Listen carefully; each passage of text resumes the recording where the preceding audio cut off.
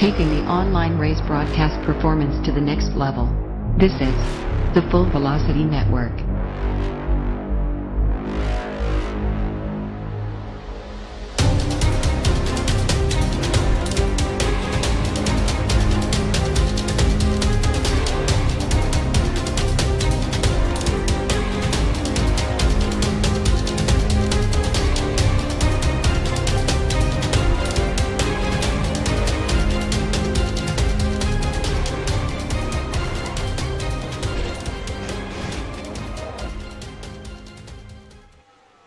Live and in living color with a cult full of personalities. Welcome to the Full Velocity Network here, live tonight from the Texas Motor Speedway, the Samsung 400K, race number 8 of the FTF Jones Cup Series playoffs. Thank you for tuning in this evening, a very special event as we wind down toward the end of the SRA Round of 12 and get toward ASUS Championship Night for our friends at the FTF Series, Jones Cup Series here, and thrilled to have you all aboard live tonight here on the Full Velocity Network.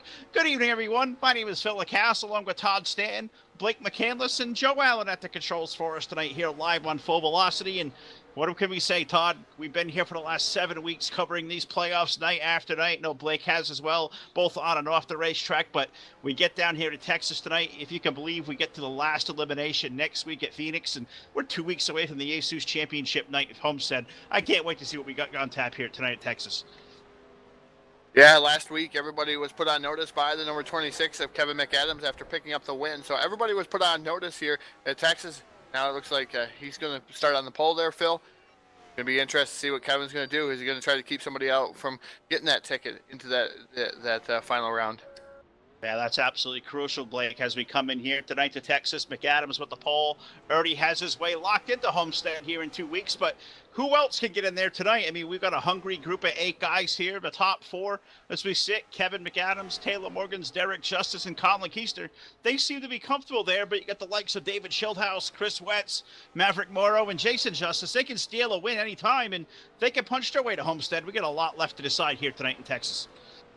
I agree, Phil. Everyone in this field is definitely capable of winning a race, and it looks like that's what they're going to have to do. I kind of alluded to it at the end of the last broadcast. A lot of these guys, there's just not enough positions out here to be able to gain. It looks like we have a field of about 18 to 20 cars, anywhere between there, and it's hard to make up points if you're the guys on the outside looking in. So guys like David Schildhouse, Chris Wetz, Maverick Morrow, Jason Justice. I don't like the term must win because I feel like it's overused in sports, but you know, these guys are in a must-win situation if they're going to want to go down to Homestead and compete for this championship. It's a lot of points to make up with a lot of these guys that run up front collecting all these stage points. So they're going to have to make some moves, and Texas may be the place to do it. Well, it is going to be hot, and it's going to be electric here for 167 laps around the 1.5 mile Texas Motor Speedway this evening. But before we get started under the green flag tonight, as always, let's start with trackside for the playing of tonight's national anthem.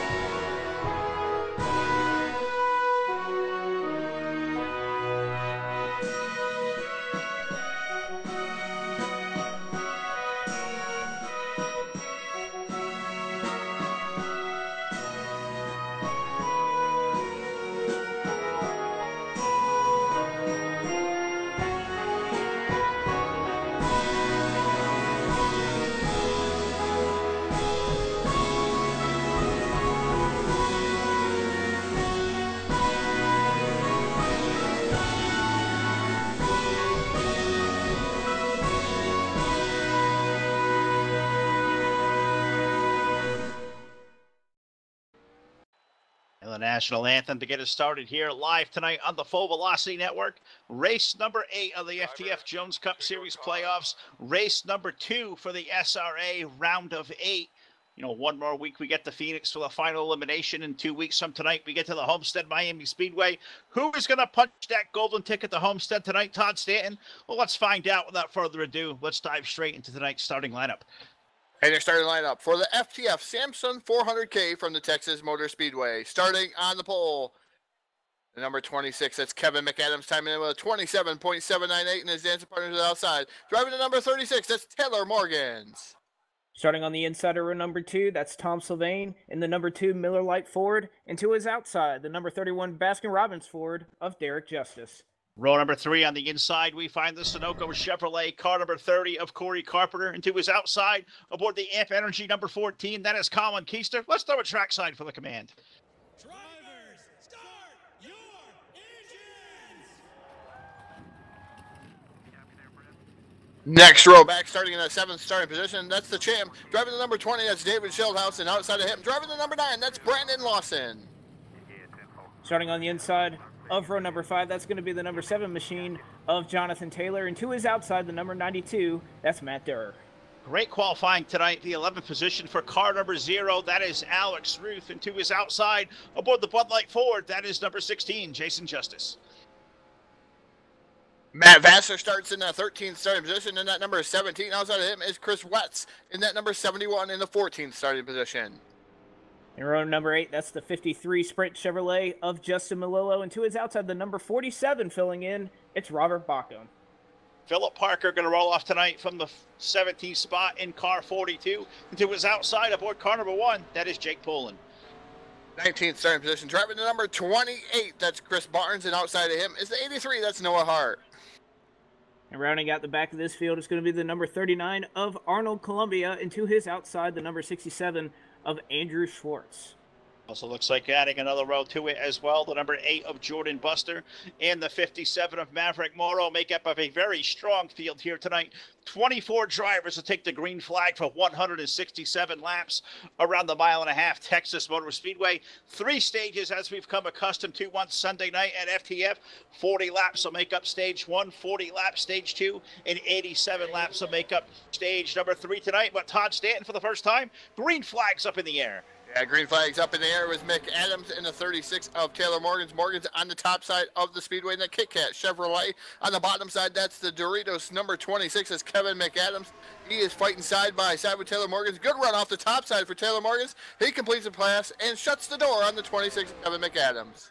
Yeah, he sure does. Makes a great pass there off the outside. Does Taylor Morgans up there in the 36. Here comes McAdams back to the inside lane. New configuration of the Texas Motor Speedway tonight. We're going to see racing all over this place here as hit turn number 1 and 2. McAdams now back around Morgans to the inside. That's a great race up front there, Blake, as they head down the back straightaway. Absolutely. Kevin McAdams put the field on notice that he's ready to go challenge for this championship, and it looks like he's trying to keep it away from the likes of Taylor Morgans running up in the 2nd spot. Derek Justice in 3rd. And how about Tom Sylvain, a guy that was eliminated in this first round? He's receiving a challenge for that 4th spot from the number 14 of Colin Keister. But how about Tom? He's running up there in the 4th spot, and he's kind of representing all these non-playoff drivers here. Back to the challenge for the lead once again, the 36 of Taylor Morgans and the 26 of Kevin McAdams doing a little swapping around here of position as the 36 of Taylor Morgans back around the 26 of Kevin McAdams, but back to 2nd. When in doubt, that McAdams goes hard down here into the corner and tries to pass Taylor Morgans once again. Nope, this time he's going to stay right there in his tire tracks, trying to get the run behind Taylor Morgans. Yeah, good race for the lead between McAdams and Taylor Morgans. I've got the race for 5th a little bit on back here. The champ, the number 20, David Schildhouse, a new beautifully prepared machine here tonight. A little blue, green, and black machine he's got going on there. That thing's really working. He's got a good battle going on there. Tom Sylvain just ahead. Heavy pressure from the 14 of Colin Keister. You know, David Schildhouse here tonight, Blake. He's one of those guys maybe needing to find a win to punch his ticket to Homestead. He's doing all the right things through the early laps. He's side by side with Sylvain now to the inside. They're side by side for 4th down the backstretch.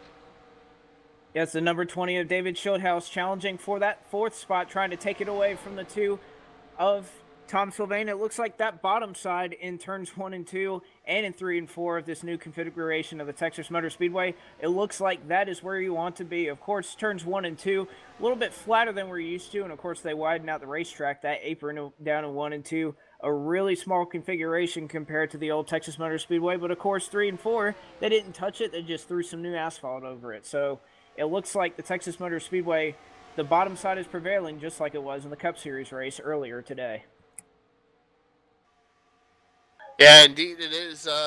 the bottom side is prevalent here tonight so far. Again, Kevin McAdams, your current race leader in that number 26 machine. They're starting to track down our track.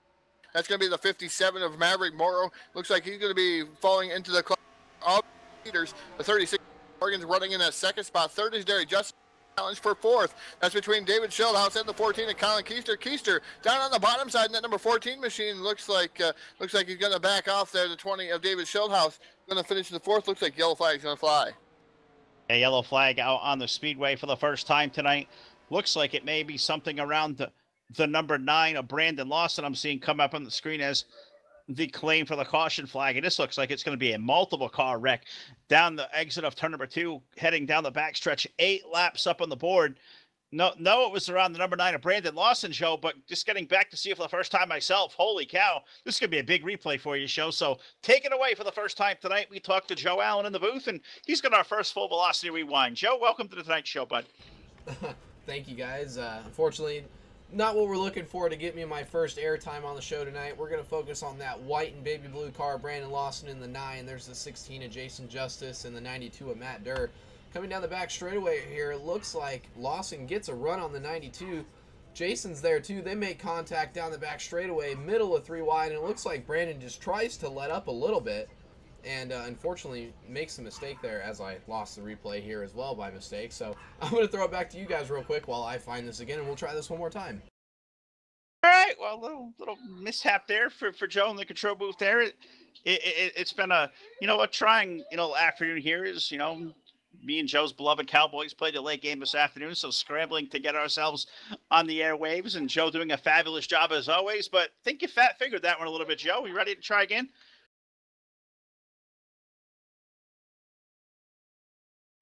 All right, guys. Sorry about that. We hit the wrong button there. That happens. So going down the backstretch here, it looks like Lawson comes up just a little bit on the 92 of Matt Durr. That shoves him down into Jason Justice, who is one of our championship contenders here. Hard contact for the 16 on the inside wall there. Right back up into Alex Ruth. Very unfortunate for him. He had a great qualifying run. That's going to hurt that car pretty substantially as well, as those guys spin through the middle of the track here. There's the one in Jake Poulin, I believe. There's a 67 Arnold of Schwartz there. The 83 and Noah Hart's going through there. Not seeing any more cars involved in this. Looks like it's just those guys. So tough break. Arguably the one guy that really did not need to have any issues coming into tonight was Jason Justice, and that's certainly going to damper his night and put him behind the 8 ball. So back up to you guys in the booth. Yeah, that certainly stinks for Jason Justice. Indeed, the number 16, as Joe said, Todd.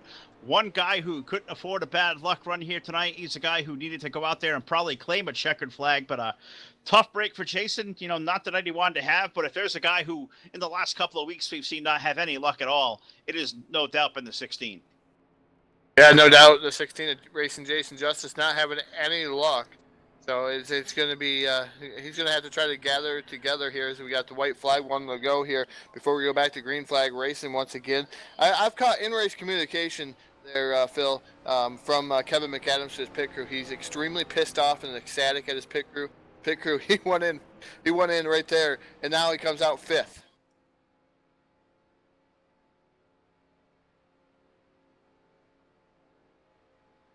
All right, guys. So, sorry about that. Blake's having a little bit of issue here tonight, so we're trying to solve him away here on the airwaves, and is having some back channel communication myself. But yeah, Kevin McAdams, Todd, I got the same communication. Certainly not happy whatsoever with the number 26 Doritos Chevrolet pit crew down there. Said come in with the race lead, exits pit road 5th, in a place that looks to be like it's going to be a very dominant bottom side here tonight. That's something that we'll have to pay attention to here on these early restarts. Is very untypical of what we've seen here at FTF these last couple of weeks. An early caution flag in the opening 10 laps, and also sad to report 2 drivers already out of this event. Arnold Columbia's pulled the 39 behind the wall, as is the number 92 of Matt Durr, a guy you really don't see ever involved in any kind of carnage. He's the first car out of this race tonight as well. But Todd, we're back to green flag racing up in the air, and Taylor Morgan's leads the field to the green flag toward turn 1. Yeah, green flag down here into turn number 1. The 36 of Taylor Morgan's lead charge over the 31 of Derek Justin. Third right now is the 14 of Colin Keister. 4th is 20 machine of David Schildhouse. Here comes Kevin McAdams back down to the. He lost the position on that start there briefly. The number 2 of Tom Salvain now back to 5th, and that number 26 Doritos Chevrolet.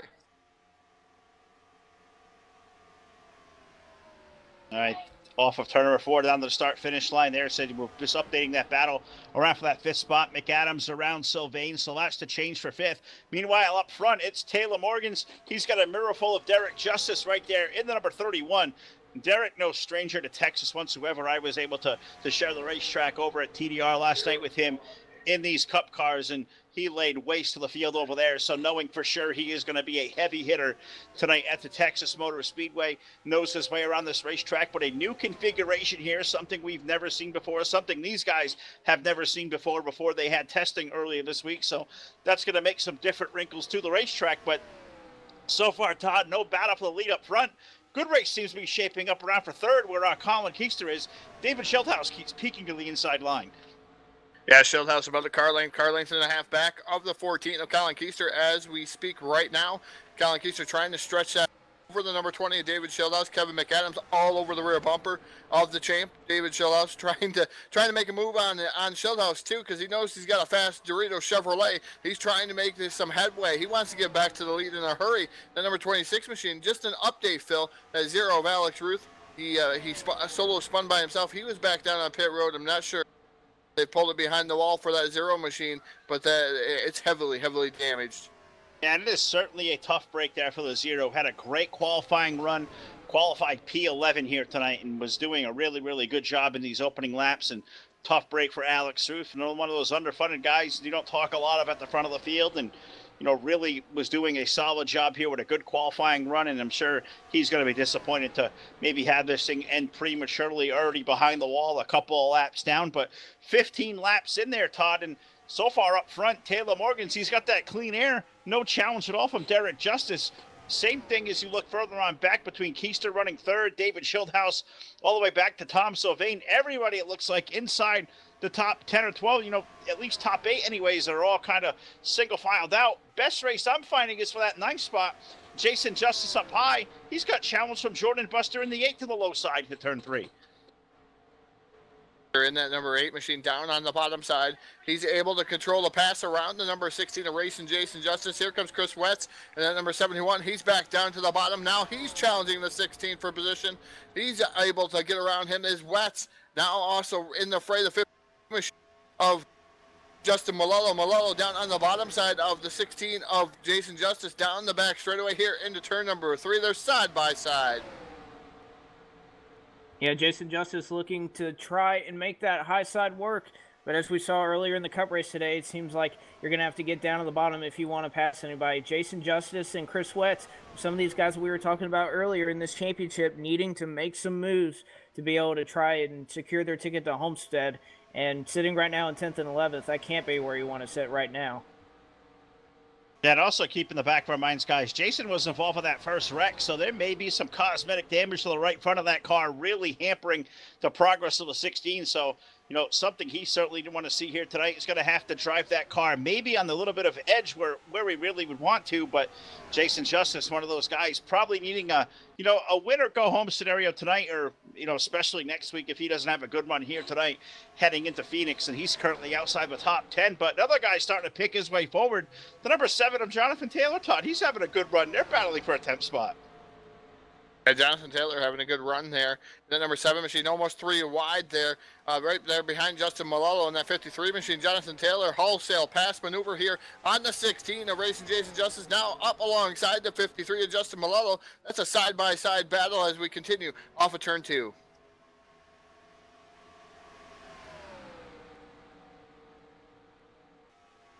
Now off of turn 2, Taylor down to the low side of Malello, going to complete the pass. That's racing back for the 11th position there. Is Taylor going to complete the pass on the 53. So we'll see if the run of the 7 can continue to march on forward. Just kind of peeking up near the front of the field, see if there's anything really kind of a note to show, and everybody's still kind of sorted just as we left them.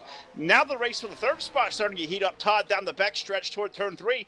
Colin Keister looks like he's got a little bit of a faster race car than David Schildhaus. The problem is he just can't find all that room on the low side there, but I believe a lap ago you say Schildhaus did complete that pass, so Colin trying to, do that all little high-low switch here a lap later and trying to reclaim that 3rd spot.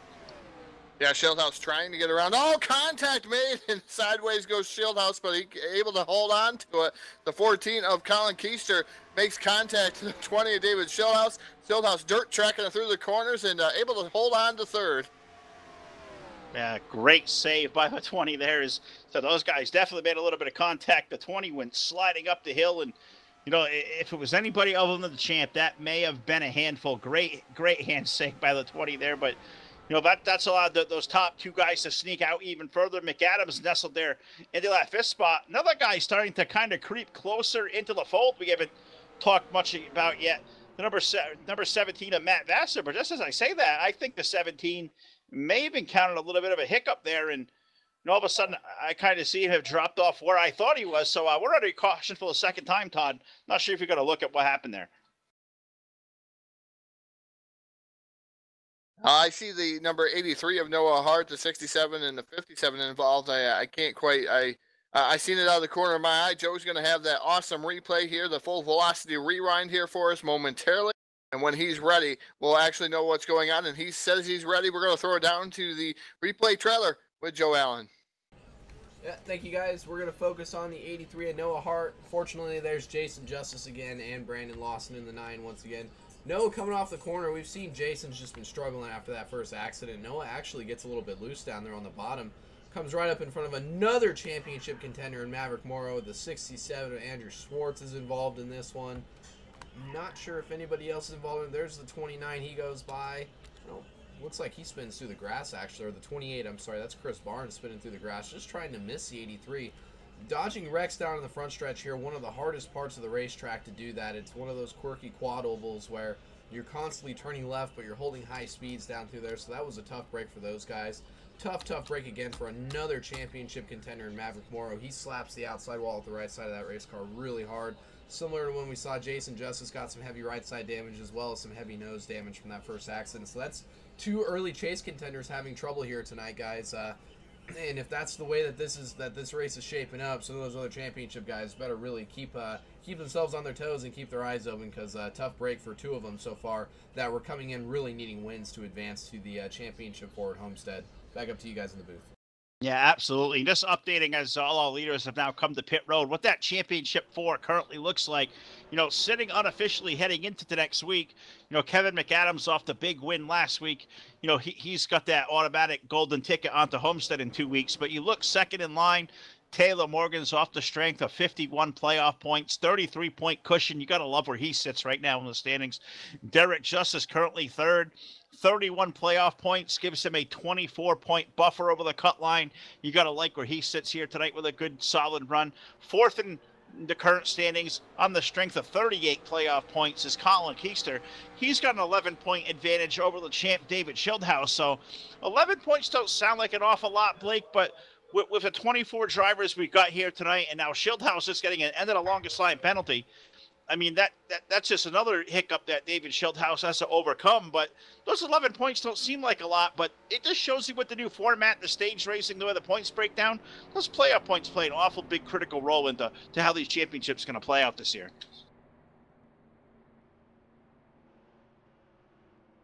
Yeah, it's pretty critical for a lot of these guys to get those championship points, to get those stage wins, get those stage points, because that's what's going to happen is these guys trying to make these cutoff points of the series, and it's unfortunate for David Shieldhouse getting an end of the longest line penalty. Make a very good pit stop once again. That number 26 machine, he would have came out 7th running over Shieldhouse. Did not get that end of the longest line penalty. We're getting one more trip around the speedway before we go back to green flag racing here at Texas. So Phil, I don't know how this is going to shake up everything. Stage points mean a lot, and Shieldhouse has to start in the back now.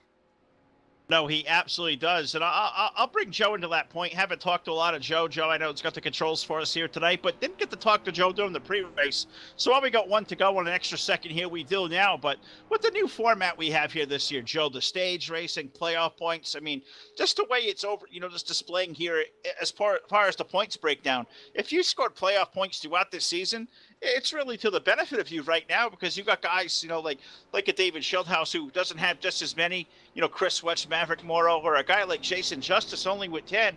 That could put you way behind the 8 ball here. If you're down to this round of 8, it just shows you how much of a big role those points are playing. Oh yeah, absolutely. It makes it real tough on a guy. You almost feel as if when you get down to these later stages of the 2017 playoffs that you're behind the 8 ball. Guys like Taylor Morgans and Colin Keister, who have racked up those playoff points all year long, have really been able to set themselves up to where they don't necessarily need a win to advance because they have such a big point gap on the rest of the field. They just need to go out there and have good runs, and we see both of them doing that again here tonight. And that's why more than likely we'll probably see those guys in the Championship 4 weekend. As we say that down into the restart zone here. Green flag back on the speedway. Taylor Morgan's edging out Derek Justice back to the start-finish line. And I believe he's going to clear him down into turn 1, guys. They absolutely did. The number 17 of Matt Vassar, he spun his tires completely there. He was restarting 4th. He had that thing dead sideways. He not only submitted the position there to 3rd to Colin Keister, he may now fall under assault. Back to the 26 of McAdams there racing for 5th, but they're racing for the lead side by side now off of 4. Yeah, side by side off of turn number 4. Derek Justice now takes over the helm from the number 36 of Taylor Morgans as they flash by the start finish line. Morgans back to that 2nd spot. Taylor Morgans I don't think expected Derek Justice to go to the outside and was able to pass him like that. In that number 31 machine, as we were talking and hitting on earlier, you want to make most of your passes on the bottom. It looked like that's where all the passes are going to be. But Derek Justice with a power move on the high side around the 36 of Taylor Morgans. Yeah, very, very impressive move indeed there off of turn 4. He'll stretch it out to about 4 car lengths. Has hit the start-finish line to put 29 laps on the board. So we get down, Todd, to just outside of about 10 laps to go, about 10 or 12 laps to go left in stage number 1. Look inside the top 5. We talk about how we're going to pay off these stage points here and critical playoff points. Well, look at your current top 4 in the standings there. You got Derek Justice leading, Taylor Morgan 2nd, Colin Keister 3rd, Kevin McAdams, he won last week. Well, he is 5th. Those are all guys, that's your current top 4. All of them locked in the top 5. You look further back, you find, 5th in points, David Schildhouse. He's back, he's now sitting currently 15th. Chris Wetz in the 71. He's back outside the top 5, currently 7th. So, we've documented, Maverick struggles and Jason Justice struggles. I mean, they say the cream always rises to the top, and right now those 4 guys sitting atop the standings, they look poised here inside the top 5 to score more stage points here in another 10 laps when we hand those out. Yeah, those guys do seem poised to take those stage points. 26 of Kevin McAdams really doesn't need to worry about stage points. He's just going out there for a win. We had a nice conversation with him last week as he was going to go out there and just win some race in that number 26 machine. So we're going to see what Adams does here. And to watch is now Colin Keister pulls up all over the rear bumper. The 31 of Derek Justice, he wants that lead. And that number 14 machine, he's a rocket ship. He's getting ready to set him up here for a pass down the front straightaway. 14 of Colin Keister down to the bottom side here into turn number 1. Yeah, he's got the preferred line. Derek did all he could to pinch him down and hold him to the bottom. But that number 14, he was glued there to the low side. He'll complete the pass, but look at the crossover switch now off of turn number 2. Derek gets that good run, put the 31 now back to the low side of that preferred lane as they hit 3 and 4 this time. Colin with the momentum up high. Can he complete that pass? The 31 is down low. Give the lead to Colin Keister, a power move, Todd, to the outside there. Give the 14 the race lead for the first time in turn 1. Yeah, that AMP Energy sponsored Chevrolet, the number 14 machine of Colin Keister, takes over the lead from the 31 Baskin-Robbins sponsored Ford Fusion. The 31 is Derek Justice right now running in that 2nd spot, though, right there in the tire tracks. The 14 of Colin Keister as he's 36 running in that 3rd spot. 4th right now is Vassar, the 26 machine of Kevin McAdams. Chris Wetz up to that 6th spot in the number 71 machine, and now 7th. 2 of Bain, 8th is Corder, 9th right now is Jonathan Taylor in that number 7 machine. They're running out your top 10 as they run right now. Is a 53 of Justin Malello. But look at the 20 of David Schildhouse. He is up. I believe that's the 15th position. Now fighting for the 12th position. He's going to take over 12th. He's fighting for 11th already with Jordan Buster there, Phil. Yeah, David Schildhouse, the champ, trying to pick his way forward. Looked like he had the run to the inside of the 8 of Jordan Buster.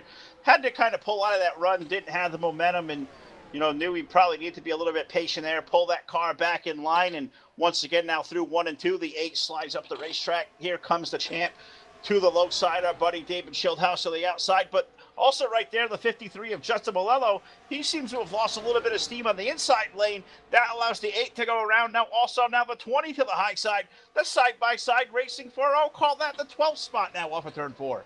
Yeah, that was side-by-side racing for the 12th. Schildhouse now up to 11th. Now he's battling for the 10th position with Jordan Buster side-by-side. He's going to make, I believe, short work coming out of the corner. He's going to pull a slide job on the number 8 machine of Jordan Buster. Crossover for Jordan Buster, not able to pull over the crossover here. Down the back straightaway here in the turn number 3, David Schildhouse still inside the top 10 now. Now he scores one of those critical points there, Phil. He wants to get more. And we get a little less now than 4 laps to go left in stage number 1, which is 40 laps, 37 laps up on the board as we currently sit. Colin Keister, he took the lead here about 3 or 4 laps ago. He's looking like he's driving off into the sunset there down the backstretch. Derek Justice comfortably in that second spot. Taylor Morgan's is third. Race for third, Todd, looked to be heating up a little bit. Kevin McAdams is there. He's got a little bit of pressure there applied to the 36 Kit Kat machine about Taylor Morgan's, but now call that a little bit more pressure as they hit toward turn 1. It's about 2 car lengths in between, but looks like McAdams, and now looks like Justice may fall back to the clutches of Morgan's as well, so we may have a good 3-car race for that second spot on the backstretch. Yeah, looks like we are going to have a good 3-car battle here for that second spot between Derek Justice, the 36 of Taylor Morgan's, and the number 36 machine, or 26 machine of Kevin McAdams. These guys all right there in the main screenshot of what we can see right now, but Derek Justice right now holding on to the third as we have 2 laps to go here for the end of stage number 1. Yeah, 2 to go there from the starter stand in stage 1, as you say. You know, Colin Keister, he's pulled out to about an 8 to 10 car length lead up to 31. Looks like that advantage just may be growing a little more into turn number 3.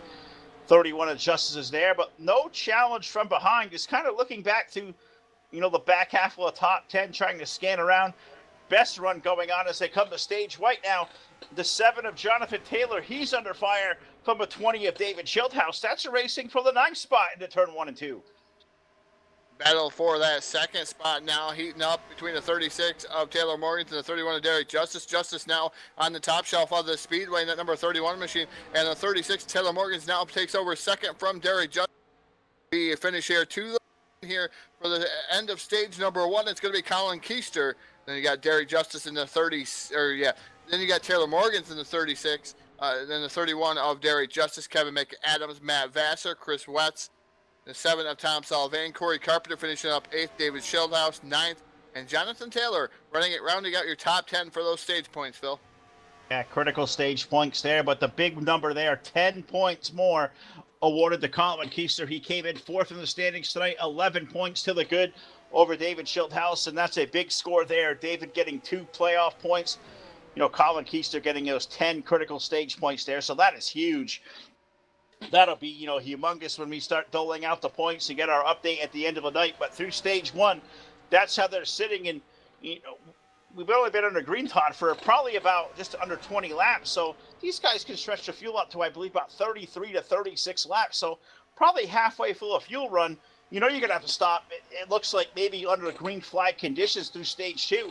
At what point do you back up these laps and try to save all the, you know, stuff you can and come on in, or do you run these things out empty? Do you try to back up the stage at all and know the window may be open in about 3 or 4 laps, or do you run this thing dry for another 15 laps?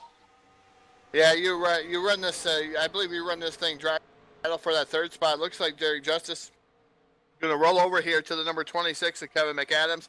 McAdams gets by him with ease into that 3rd. Meanwhile, up front, there was a change for position. Colin Keister in the 14. He was your leader. Now it's Taylor Morgan's back to the lead in that Kit Kat Chevrolet. Taylor Morgan's for the first time tonight now, I believe that's the first lap he's led here this evening. Well, second time, okay. I believe I knew he was up there, didn't realize, or just don't have it on the pen and paper here in front of me tonight. But Taylor did already lead the race, but the 36 reclaiming of Joe says he's already led 22 laps. So, you know, Phil, pay attention here tonight. There's a lot going on behind the scenes, trying to keep you guys up to date. So much stuff at my fingertips here tonight. Of course, the current updated standings. We have the current team standings as they sit. A lot of different nuggets these guys do at FTF will get here over the course of the night. But we're through stage number 1, now 5 laps into stage 2. And we've seen a couple of lead changes up front. Taylor Morgan's now back up there. Colin Keister second. Kevin McAdams, you know, clearly a top 3 car through these early parts. He's now up to 3rd. Derek Justice 4th, and a little further on back, about a second behind that, you find the number 17 of Matt Vassar, currently 5th. Good run for Matt Vassar. I got to say, Todd, not sure if that paint job sticks out to you at all, but every time I see that 17, paint scheme, I just always kind of get those shakes. Probably one of my most favorite. Yeah, that 17 paint scheme looks immaculate out there on the speedway. As Matt Vassar always having those nice looking cars each and every week we come here, Phil. Well, I didn't hear you bring that one out, but it's an old Magic Shoes Mike McLaughlin paint scheme for a guy from Central New York. That may be a name that you may be familiar with, Todd. No, you're a little younger than me. Old Magic Shoes was just a hot shoe of the Northeast, and the modifieds went down and had great success in the Busch Series for years and years and years. A great driver. And anytime I see that Gould's Pump Machines, I'm always going to think of that. Matt Vassar always paying homage to the guys in the Northeast, and probably the nicest looking car I see out there tonight. Working lap number 48, no change at the front of the field. Trying to scan back through outside of top 5, see if we can't highlight some of the great racing going on. Good race going on right now between the champ David Schildhouse and Corey Carpenter. That's racing for that 7th spot, Todd, toward turn 3. Yeah, racing for that 7th spot. Corey Carpenter back down to the bottom side of the 20 of David Schildhouse is not able to do that. David Schildhouse able to power on the top side, lay that power down. Number 30 of Corey Carpenter, different type of car that we're used to. We're used to seeing that Sunoco car, a mom and pop sponsored number 30 machine here tonight. That's a slick looking car there, Phil. It really is, and I was out there. I see Corey in the standings, but where's the Sunoco car? It kind of took me off guard that it was that old mom and pops, paint scheme that I believe DEI paraded out years ago, and awesome looking race car out there for the 30 of Corey Carpenter. Really, I believe as Joe said, I think he's right. I believe that's the same paint scheme that came out for Darlington this year out of the RCR stable. So that's a cool looking race car, and Corey giving it a good ride. He's currently 6th, but who is falling outside that top, a couple of cars there, Todd? Looks like the 17 of Matt Vassar. He's fallen out those positions. The 17 may have come to pit road for fresh tires. 17 road to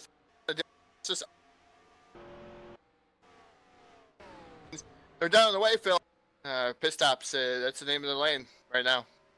Yeah, I got the 31 of Derek Justice in his pit. The Baskin-Robbins Ford took 4 tires.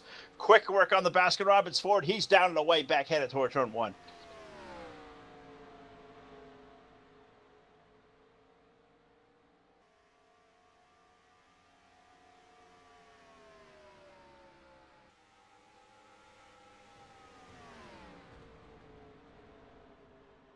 All right, I think I've lost Todd on the back end there. I don't know if it's my end or his end or whatever, but Todd and I were just having a little bit of a button communication issue. They're not sure if his mic's cutting out on everybody's end or just my end, but we'll get that all sorted out. This kind of seems like a night of follies here on the Full Velocity Network. Thanks everybody out there in YouTube land for sticking in with us tonight.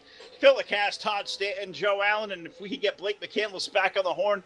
Blake's up here in the booth with us here tonight as well. He's having a whole sort of issues on his end with hardware and whatnot. So hopefully we can get Blake here back in on the broadcast and get that insight that only Blake McCandless can offer us here. A lot of racing left to go at the Texas Motor Speedway. Through a round of green flag pit stops so far. Looks like we've had a couple of early comers and goers. Now the latest coming in, we've seen the 71 of Chris Wetz onto pit road. Also looks like the 47 of Robert Bauckham has made a stop in. Let's see if we can't go down there and maybe get the pit stop of the 71. Todd, do you got the 71 down there on pit road? No, he just pulled in. He was up at the top 5. Yeah, it looks like Chris Wetz starting to pull off of pit road. It looks like he is following suit here. 4 tires, Goodyear Eagles, and a fresh 2 cans of Sunoco Racing Fuel. He's coming off this pretty narrow, what it looks like, pretty narrow pit road exit here as he comes up off the back straightaway. He's going to resume the 13th spot. And guys, I know we're talking about pit stops here. I'm actually tuning into something I'm hearing on the Bud Light Ford of Jason Justice that it sounds like he's clutching going into these corners. As I'm following him right now, it looks like he's letting off going into turn number 1, and he's starting into turn number 2. Oh, as he slides it and barely saves it. But it looks like that Bud Light Ford, again, like I was alluding to when I was here last week, trying some strategy gambles to try and see if he can pick up a win and, secure that ticket to Homestead as he's down on points. Yeah, absolutely. Just updating kind of looks on pit road. Saw a lot of our leaders in. The 36 of Taylor Morgan's came in for 4 tires, as did the champ David Shieldhouse. The 14 of Colin Keaston, the 9 of Brandon Lawson. All those guys all coming out the pit road. It is a busy, busy place through this first round of what is going to be green flag pit stops. The last of the leader, the last of the crew we haven't seen in. We talked about Jason Justice, playing some strategy. The 2 of Tom Sylvain, he is our current race leader there, Blake. He is yet to come to pit road. You got to think it's going to be a little too long as these guys get 33 to 35 laps in a tank of fuel. Tom's going to be just on the border ending edge of that. So you got to think here in a lap or so, you'll see that Miller Lite Deuce coming on the pit road.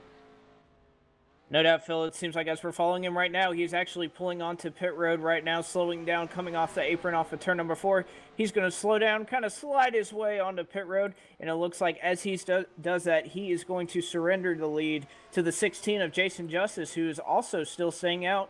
Actually, nope. Count that. He is on pit road as well. He's going to give up the lead back to Derek Justice as we're done with these cycles of green flag pit stops. Yeah, it looks like also the 53 of Justin Malello. He just came in. He put 4 fresh tires on. He was one of the last ones to pit as well. So looks like all the work for the leaders now. We're going to get through one complete cycle of green flag pit stops, and that's going to hand the lead over, as Blake eloquently said. The 31 of Derek Justice having the fastest of the pit stops there. He'll win the race off of pit road. Now looks like he's got a battle on his hands on the 17 at Matt Vassar. Those guys are all right there, tooth and nail. That's a good race going to happen once we get this all sorted out. That's racing up there for the lead, Todd, if you're there, hitting into turn 3. Yeah, heading down here into turn number 3. That's a race for the lead. As now it looks like the number 17 machine still holding on there, the Matt Vassar. So I'm looking up through here. We're just waiting for the start-finish line to go back by here and waiting to see what's going on. It's Matt Vassar's your current race leader. 36 Taylor Morgan's able to get around Derek Justice. Morgan's now to second, but a good battle for the lead with that number 36 as he's getting a pull up alongside the 17 of Matt Vassar down the back straightaway. Yeah, it looks like Morgan's trying to take that preferred line down low into turn number 3. Vassar going to kind of pinch him down on the apron on the high side. Vassar is going to hang out, and it looks like as they come to the stripe, it's going to be Morgan's by inches, but I believe that Morgan's having the inside line here into turn number 1.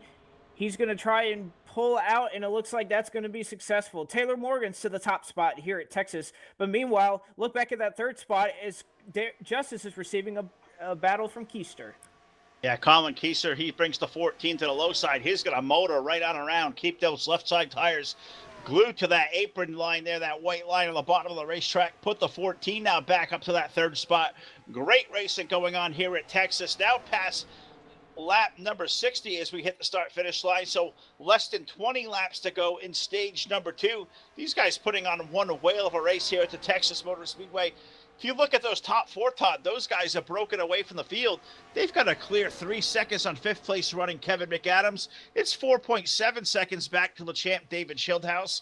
He's got a good battle going on back there with the 71 of Chris Wetz, but those top 4, I mean, incredible pit stops, and those are the 4 guys that came the earliest. It's showing that fresher tires are playing a big role here at Texas tonight. Yeah, indeed, those fresh rubbers, the fresh Goodyear Eagles are playing a key role for these guys out front. The 14 of Colin Keister now battle for that second spot. He's going to take over second from the 17 of Matt Vassar, put Matt Vassar back to third in the clutches of the 31 of Derek Justice. But Colin Keister now sets his sights on the number 36 of Taylor Morgan's. Like we're saying, Phil, tires are making a key difference here, especially where these guys pitted. They were able to make it out a lot quicker. All right, it looks like as we look up front, we're going to do a full field rundown for you here on the Full Velocity Network. In the first spot, that's Taylor Morgan's, a guy we are very familiar with seeing out front. He came into this round with 51 playoff points, and again, no surprise to see him running up front here. Taylor Morgan's is in first, followed by in second, that's his Huge Sin Motorsports teammate in Colin Keister. Third will be the 17 of Matt Vassar. Fourth, Derek Justice. Fifth is going to be Kevin McAdams. It looks like there's trouble here on the speedway. There's some type of smoke going into turn number 1, but it looks like we're just going to keep on rolling here. Perhaps that was just a self-spin here, and it looks like that car has pulled off the track. In 5th, Kevin McAdams in that number 26 Dorito Chevrolet. 6th, David Schildhouse. 7th, Chris Wetz. 8th is Corey Carpenter. 9th, Jordan Buster. And 10th, Maverick Morrow, who did not qualify for this event. He was late getting into the server. Actually asked me to put him in. It looks like it's a good thing he did. He's running up here in the 10th spot trying to work his way up through the field. No, he absolutely is. Maverick up to the top 10, having a great run here. As you said, a little late to the going here. Started a lap down, got an early caution to put him back to the lead lap, and Maverick Morrow trying to salvage a championship chance here tonight. A little bit of damage from an earlier wreck to the right side there, Todd, but it's a great rebound, and we know Maverick's a really clean, really fast race car driver. Don't count a guy like him out to go up there and contend in this top 5 by the end of this thing. Yeah, Maverick right now in a heated battle with the number 8 of Jordan Buster. Buster on the top side of the speedway in the number 8 machine. He's able to get around the 57 is of Maverick Morrow. So put Maverick Morrow now, like I said, to that 9th position, I believe, is where Buster was running. So Maverick Morrow up to 9th in the number 57 machine. So good battle for Maverick, and now he sets his sights on the number 30 of Corey Carpenter. He's right there. I'm going to say about 20 to 25 car lengths in front of him. Not that far of a distance. The number 57 of Maverick Morrow able to start closing the gap a little bit here on Corey Carpenter. Yeah, it looks like the distance between the number 30 and the 57, that's going to be 1.5 seconds. Corey Carpenter 6.99 behind our leader, and Maverick Morrow 8.45 seconds trailing, as they're all chasing our leader, Taylor Morgans. And again, it looks like that closest battle on the racetrack. It looks like the 67 machine of Andrew Schwartz and that beautifully inspired Can-Am Ford by Matt DiBenedetto. He's going to be running in 11th. Looks like a good race going on, guys, for that 4th spot between the 26 of Kevin McAdams and the 31 of Derek Justice. Matt Vassar also there as well. Looks like McAdams made the move on Vassar. That also brought Justice to the fray, so that's good racing. Now put the 26 back up to that 3rd spot. He was one of those guys. He was, 3.5 seconds behind those top 4 broken away. Well, the top 2 now are broken away. It's Taylor Morgan's Colin Keister. Vassar and Justice fell back to the clutches of McAdams, who's got a little bit fresher tire there, Blake, and it's really brought him forward to the forefront. Yeah, those fresher tires being able to pay off dividends here at Texas. As we look at some of these lap times, a lot of these guys' fastest times of the race, around 28.0, 28.1, and it looks like, as these tires continue to fall off, we're seeing guys in the 28.6s. I'm following along with some of these guys right now. Taylor Morgan's rather, a 28.7 the last time by. Colin Keister also a 28.7. Kevin McAdams, 28.699. So it looks like, again, you're seeing a little bit of a fall off here. These guys are about half a second off here. And as this run increases, you think these guys are going to probably be running in the mid-29 seconds as we continue to move forward here. But tire strategy definitely playing a role here at Texas.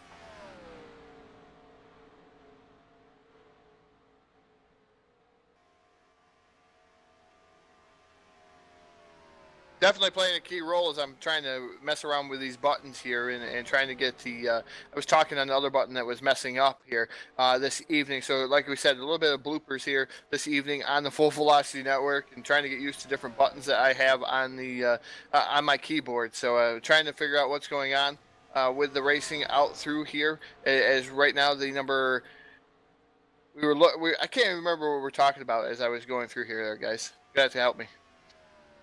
Well, we were talking about battling around the top 5 and as far as different tire strategy goes, but another guy on that same run, I can pick up on that thought, the 30 of Corey Carpenter, he was able to just make a run around the 71 of Chris Wetz and, put Corey now up to that 7th spot. We'll see if he can't chase down the 20 of David Schildhouse. It is down to about, it's a big gap between the two, but the 30 starting to make a little bit of time there with those fresher rubbers. Corey now to the inside of Chris Barnes there. That's a lap car up ahead, so we'll keep an eye on that. So I'm interested to see here, Blake, how this is going to play out. It was about a good, half a straightaway a couple of laps ago with the 20 and the 30. As these guys go to turn number 1 and 2, you see the difference in the way these tires are wearing here tonight. It's literally down to about 4 or 5 car lengths now. The 30 chasing down the 20. They're going to be racing here tooth and nail side by side. And looks like in about a quarter from now for that 6th spot. Yeah, it looks like that mom and pop Chevrolet, pretty unique design by Corey Carpenter there. Looks like he's starting to pull up to the back of the number 20 of David Schildhouse for that 6th position. Guys, these guys losing about 2 or 3 tenths on the leader that time. So although these guys are getting closer here in a battle for the 6th position, they're going a little bit backwards in this battle for the lead and the battle for the win. And another thing, again, maybe I have the magic ears up here in the booth is, you know, again, I'm hearing that number 16 Bud Light Ford still clutching here. And, you know, really, it seems like the best thing I can think of is a little bit of a strategy that I tried to utilize at Kansas Shieldway back in the race before I was eliminated. You know, what you're trying to do here is stay out and just hope for a caution, kind of like Michael McDowell was doing in the Monster Energy Cup Series race earlier today. The hope is that if you stay out about 5 or 10 laps longer than these guys and you're fortunate enough to be able to get a caution flag to come out, not only are you the leader, but a lot of the field is trapped a lap down. They'll be forced to take the wave around, and you'll be sitting great there in the first position. And it seems like, you know, with how treacherous it is here to get on the pit road, how thin the exit is off of turn 1 and 2 as they widen out these corners, you know, it could be something really interesting here as Jason Justice, again, trying to pull off some type of strategy thing, because for him, again, it's win or go home for Jason. And, you know, I'm not surprised to see him try to utilize this strategy. Well, that's another scenario there for guys racing for a championship. Another one now is guys who are out there just racing for the pride of a checkered flag. And that's a completely different scenario. What we got here was the 17 of Matt Vassar. He doesn't come to pit road, guys. He was the first of the takers that last round. Well, it may have opening up here in these next couple of laps as the 17 has come onto pit road. He's one of those guys, Todd, that stage points may not matter to, but the amount of speed that he can maybe gain on fresh tires at this point. Currently 1 lap down outside of a top 18, but we saw how much you can gain time here on these fresher tires. Maybe Matt Vassar is kind of playing the dice here, knowing he's not racing for a championship, maybe making a bold move and may help his chances to maybe claim a checkered flag here later on. Yeah, indeed, making a bold move is the 17 of Matt Vassar. Like you said, coming down pit road, taking 4 fresh Goodyear Eagles, trying to make up some time on the track that way, maybe get himself into victory lane here, pick up a W here on the Full Velocity Network. Also the 30 and the 9 also pitted. But another strategy is we got white flag here on the stage. White flag is out. Is Taylor Morgan's your leader. Another philosophy is what Jason Justice is. I want to just touch on Blake's little scenario there. Jason was involved in a wreck, so he's going to have to try to do anything he can. He's down on power, so he's going to have to try to do everything he can to try to win this, because he's in one of those must-win situations for him. Absolutely. And, you know, what's the one thing you got to do as Taylor Morgan's will come off of turn number 4. He's going to take down the win in stage number 2. That 13th stage win on the year for that 36 Kit Kat Chevrolet. Just another dominating performance all this year. He'll gain 10 precious or just regular points as Colin Keister will round out 2nd, Kevin McAdams 3rd, Derek Justice in 4th, David Schildhouse in 5th, Maverick Morrow has moved up to 6th, Chris Wex in 7th, Tom Sylvain in 8th, Jonathan Taylor gaining some stage points in 9th, and in 10th place, Justin Malillo, a few of these guys, these non-playoff contenders, filling out the top 10. But again, as we were alluding to earlier with Jason Justice and this clutching strategy, the one thing you have to do to the field is just do something different. We saw this in 2012. Brad Keselowski and Paul Wolfe came up with a lot of strategies to try and separate themselves from the field, and it ended up working out. And in a format where stages are rewarded, and a format where, you know, being able to win a race and you're in, your strategy is pretty clear. And so it makes it a lot easier to try and go out and maybe try something a little bit different, because you can't stay on pace with the field. You got to try to be an aberration, if you will. All right, on pit road, guys, as we exit stage number 2, well, it is a busy place. The 31 of Derek Justice on for 4 tires, as was David Schildhouse. Todd, and I know you got a busy crew on your end of pit road, guys, that have all come in to take 4 tires.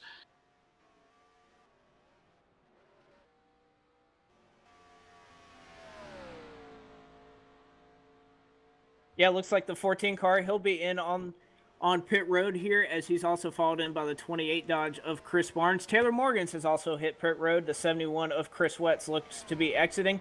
Kevin McAdams also on pit road. A whole bunch of these lead guys coming in. We'll see if guys like Matt Vassar and Corey Carpenter, who are already on pit road, we'll see if they're able to make up some positions here. Taylor Morgan's also down on pit road in that number 36 machine. He takes 4 fresh Goodyear Eagles. He's down and away. Also Kevin McAdams on pit road in the 26 machine. Wow, slow pit stop for Kevin McAdams. 4 fresh Goodyear Eagles also. He's down and away. All right, and the way it's cycling out this round, just kind of like the first round, the last round of green flag stops we saw, but 2 of Tom Sylvain, he's going to, march this field up to the front of the field, maybe have a couple extra laps of fuel from hanging out there. And one of those things I observed here from the racing at Texas this week, if you can maybe stretch it out, Blake, 3 or 4, maybe even 5 laps more than these guys on fuel, it may eliminate one entire pit stop over the course of a race. How much time do you stand to lose on tires versus eliminating one less time you have to go on the pit road?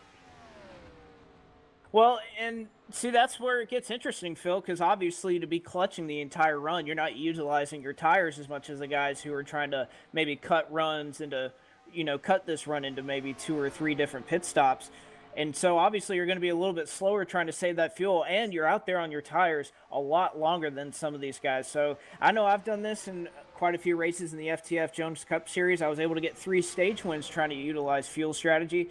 But again, it seems like over the long term, it's going to slow you down unless you're able to catch a caution at the right time. It looks like as we continue to cycle through, that number 2 of Tom Sylvain is going to be able to maintain the lead. And the only other 2 cars on the lead lap, it looks like it's going to be the 53 of Justin Malillo and the FTF Chevrolet. And again, that 16 of Bud Light Ford of Jason Justice, clutching to see how long he can try to make this strategy work. Yeah, definitely clutching to see how he can make this strategy work is the number 16 machine of racing Jason Justice. And he's able to stay out there just a little bit longer. These guys trying to play the strategy call here, stretching this field. Same way with Tom Sylvain up front. Matt Vassar flashed by him just moments ago. He has fresh Goodyear Eagles on that number 17 machine. But we're waiting for Tom Sylvain to come down to the service of his pit crew here momentarily. But he flashes by pit road that time. He flashes by yet another time, as does it looks like Malillo and Justice. I got them coming through turn number 3 and 4. Both them guys, just trying to ease every drop of fuel there is out. Looks like the 53 of Malillo, he's going to surrender it this time, Blake. Justin Malillo going to pit out of that second spot. Yeah, as we say that, Justin Malillo is going to surrender his lead to to the 17 and the 14. Tom Sylvain, our leader, he's going to come onto pit road, sliding and almost causing an accident there. And it looks like as he does that, the 16 of Jason Justice, and then we're going to be able to see how long his clutching strategy, how many laps it's going to buy him over the rest of the field. He's about 14 seconds ahead of Colin Keister, but you can imagine on old tires, that's going to, that time interval is going to continue to shrink.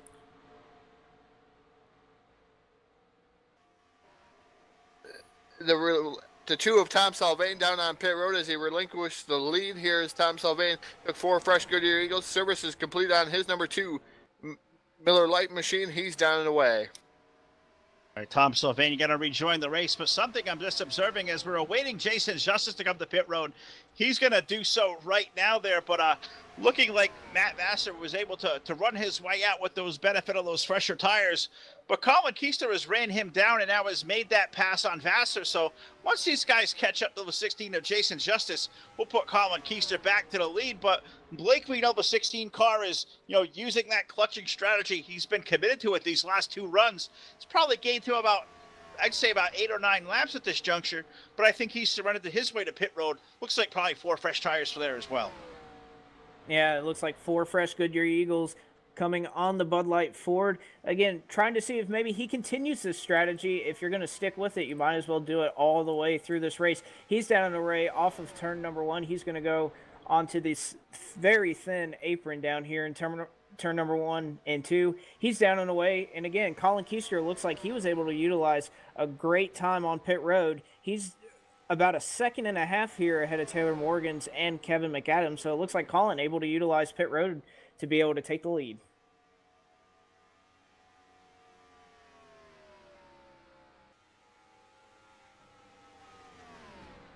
All right, so Todd once again playing with the buttons, talking on the wrong button, whatever Todd is doing. We love Todd Stanton. We'll let him get back to it. But I'm trying to do some math up here, and I guess when we get Todd back on the horn, I'll go back and burning up the calculator. But up front, it's right where we left it. Colin Keister, Taylor Morgans, and now Matt Vassar, the 17.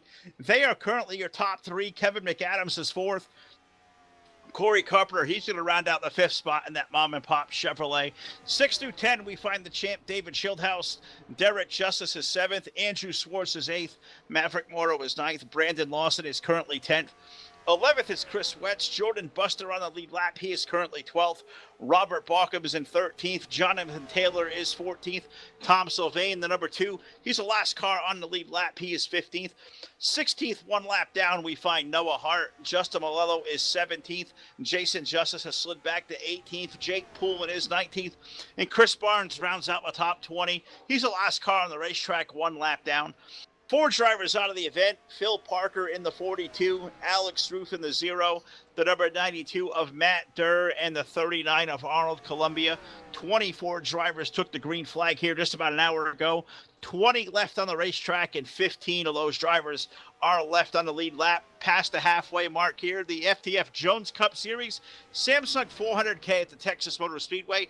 Full field rundown sponsored by your friends at the Full Velocity Network. Find us at our home base, fullvelocitynetwork.com.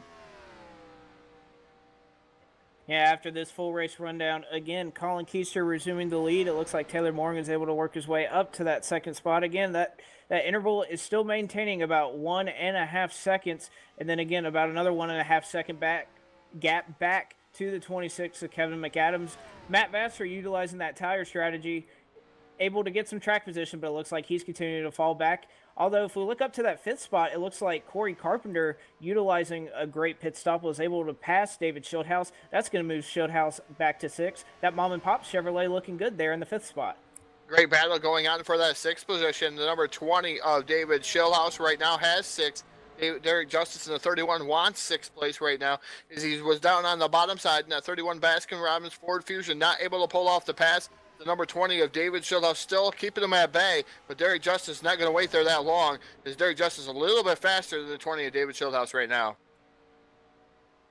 Yeah, it looks like Derek Justice, kind of surprised to see him running back there and battling for that position. We saw him in the top 5 all day.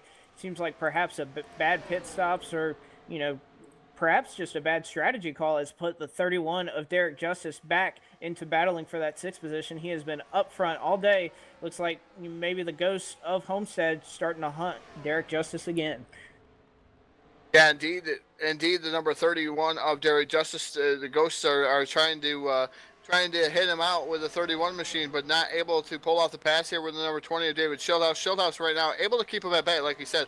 Those two are in turn catching the number 30 of Corey Carpenter. Carpenter right now in that 5th spot. Now David Schildhaus right there, he's closing in pretty quickly on him. The 31 of Derek Justice is going to follow suit. So there's going to be a battle here for that 5th spot here. There's going to be a 3-car battle here momentarily. Yeah, it certainly is. Corey Carpenter working his way through turns number 1 and 2.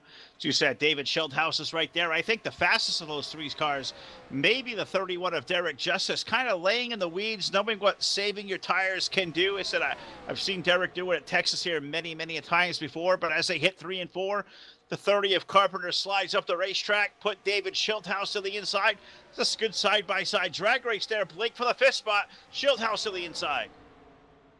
Schildhaus diving down on the bottom, and it looks like he may be able to complete the pass as he comes out of turn number 2.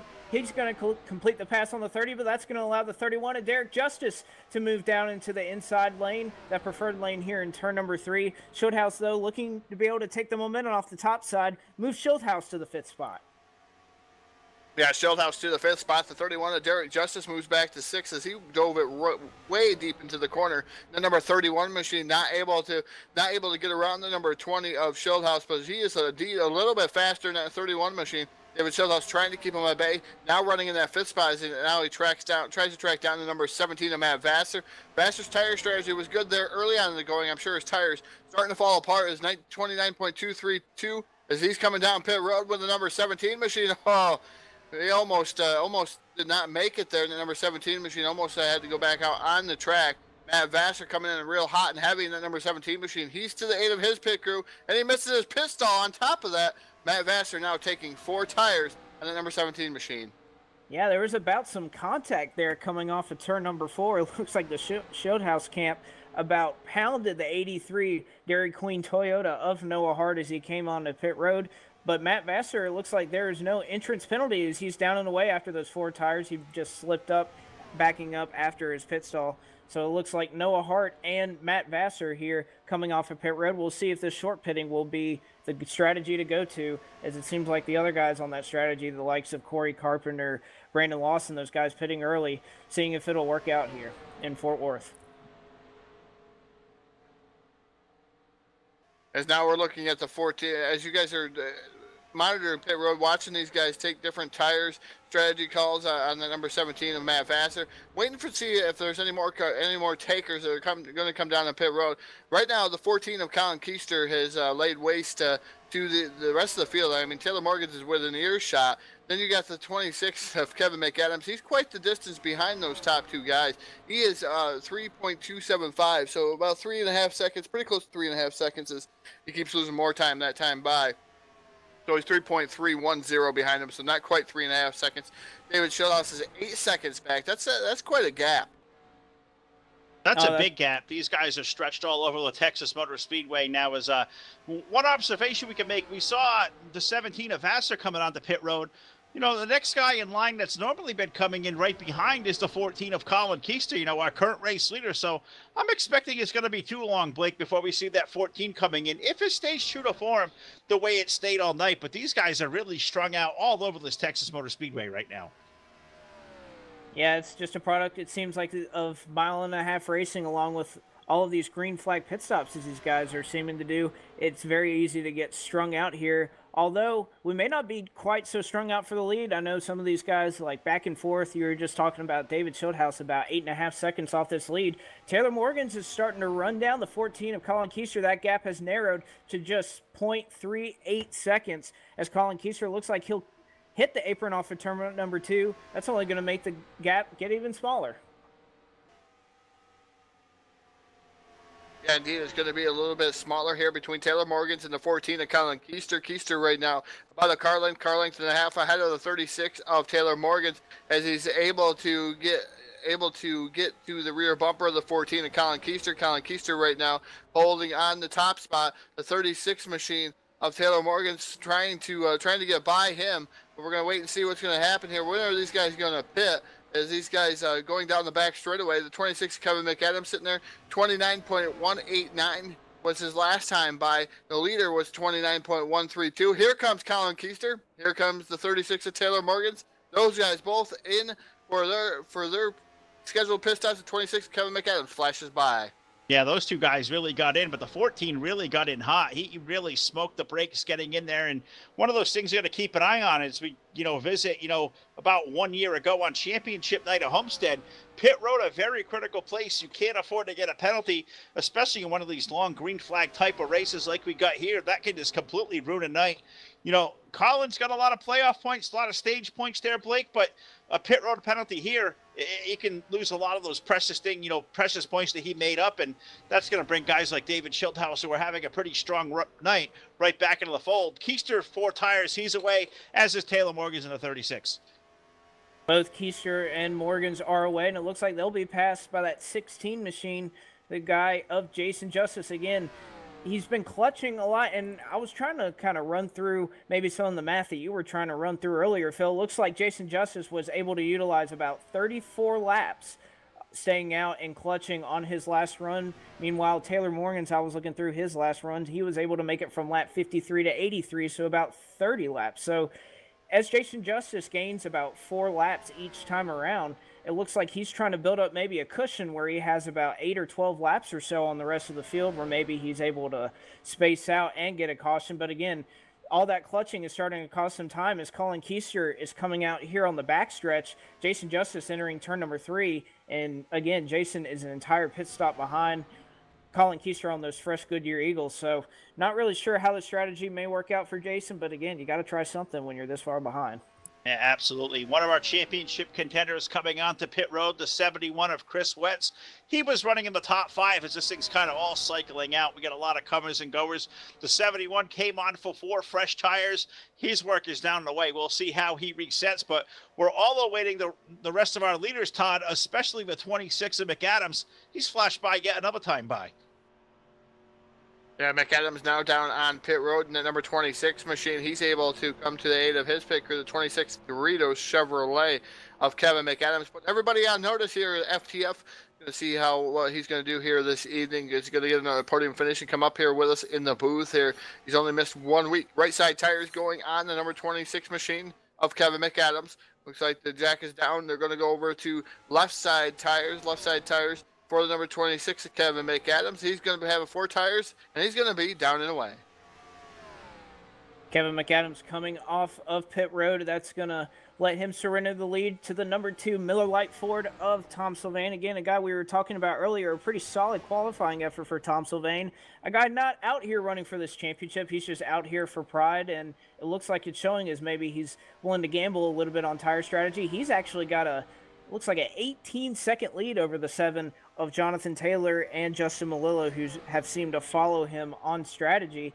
He's not saving any fuel, though. He's just trying to run her completely dry. But we'll see if this strategy maybe works out for Tom Sylvain, another guy out here just possibly looking to steal a win from the rest of these guys. Oh, he certainly is playing that really long fuel strategy, as you said, but, you're surrendering so much time with new tires out there. So, but these guys have done it all night. Tom's done it. Justin Malillo's been on that same strategy, as has Jason Justice. Jason's currently 3rd on the racetrack, but look behind that 16. You see the 14 of Colin Keister. He has run the 16 down. It was under 2 seconds last time around. Well, we know Colin's already come to pit road. He's taken the fresher tires. It's going to be no time at all there before he runs the 16 down. Call that 2 or 3 car lengths, Todd. That's a good race now for that 3rd spot. Not going to be much of a battle at all. The 14 going to flash right on by. But he's the leader of those guys on those fresher tires. Yeah, indeed he is. The leader of those guys on fresher tires is Colin Keister. He does get around the 16 of Jason Justice. It doesn't take him very long. Like you said, he flashed by. That was pretty quick. Jason Justice now drifting up the track, trying to save some more field in that 16 machine. There comes Taylor Morgans. He was the 2nd guy off of pit road, the 2nd guy in that group of fresh tires. He now gets by the number 16 of Jason Justice, put him to 5th. Move him up to the 5th spot. We wonder how much longer Jason Justice. He's probably hoping for a caution now. As soon as he comes on pit road, he's obviously going to lose a lap, possibly 2, again, as he continues to lose time to this Ford strategy that Taylor Morgans and Colin Keister are on.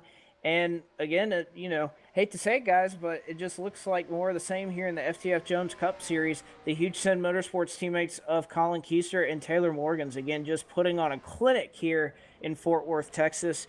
These guys have been dominating the scene here at FTF in terms of stage wins, in terms of stage points. Both these guys rank in the top 2 of those categories. And, although they are not locked into Homestead, it seems like these guys are definitely going to be favorites. They've been running up front all year, and they're definitely going to challenge our guy that's already locked into Homestead, Kevin McAdams, for this championship. Yeah, it is kind of, almost seems academic at this point. If this night stays the way it is, the way the points will update, and of course we'll get either Justin or Kevin to join us at the end of the night for our weekly points update. But you got to think the way it's laying out right now, Kevin's got the win. We'll see who takes the win here tonight, at this point. But you got to think a guy like Colin, a guy like Taylor, the way they sit in points, even guys like Derek Justice who've had a solid night all night. Derek now mired back currently in the 9th spot, but you got to think for the 14, the 36 with the playoff points, they're going to be liking what they, the feeling they're going to have at the next week. Maybe even the 31 as well. We know David Schildhaus is having a decent run, but he's only got 2 spots better on the 31. And looking at it, he was coming behind him tonight, probably about estimated about 25 points behind Derek Justice. 2 spots on the racetrack, Todd, isn't going to do that for you. So, we'll see how that plays out over the next couple of laps and how the end of the race plays out. But you got to like the way the 14 and the 36, they're going to feel good about their championship chances to get to Homestead right now. Yeah, they indeed got to feel pretty good as Tom Sylvain relinquishes the lead in that number 2 machine. He's down on pit road for the service of his pit crew. He won a long time, and I'm not sure how long that was. I don't have math. But the number 2 of Tom Sylvain is 4 fresh tires. He's down and away. Tom Sylvain able to join the tail of the field, but I think Tom Sylvain has one of the best chances here to win this on a green flag run. So Tom Sylvain has a good lead on those guys. Yeah, Tom Sylvain again exiting pit road, and it seems like he may have, you know, as Tom Sylvain, it seems like he's the only guy that every time we've been running on these green flag pit stops, he's the only guy that's just running 100% and running the tank dry. He had somewhat of a substantial lead on those guys on the pit strategy, and as we're looking now, we're on lap 122 of 167. Tom Sylvain is. We're on lap 123 as Tom Sylvain is a lap down. But he's got about 45 laps to try and make it here. That's not going to be possible. It's Jason Justice. I mean, he's been clutching all race, and he only made it about 34 laps earlier. But Tom Sylvain may be in a spot to try and maybe split this run in half and see if maybe he can catch a quick caution. If it seems like anybody's going to make a bold strategy move to try to win this race, the best chances of it working out is the number 2 of Tom Sylvain, a guy that, you know, as we've been reminded, he almost won the All-Star race this year in an absolute heartbreaker at the Rockingham Speedway, but a guy that has never won here in the FTF Jones Cup Series, a surprising statistic for any of us that are around the NR 2003 community. Well, absolutely no doubt about it. You know, Tom Sylvain, one of the, you know, fastest drivers we've seen out there, and, you know, a very, very stout competitor at FTF. Just hard to believe he hasn't ever come to victory lane in the Jones Cup Series. But to update, Jason Justice, the absolute last of those guys to complete that cycle of green flag pit stops, he's come out the pit road, Todd. He's taken 4 tires. I think of an outside shot. I don't know if I like Tom Sylvain's chances on fuel, but I think if there's one driver who may make it the distance right now, I think we may have seen the 16 come to pit road for the final time. That is my bold prediction. I think we should get in the bold prediction business right now. Todd, what do you think?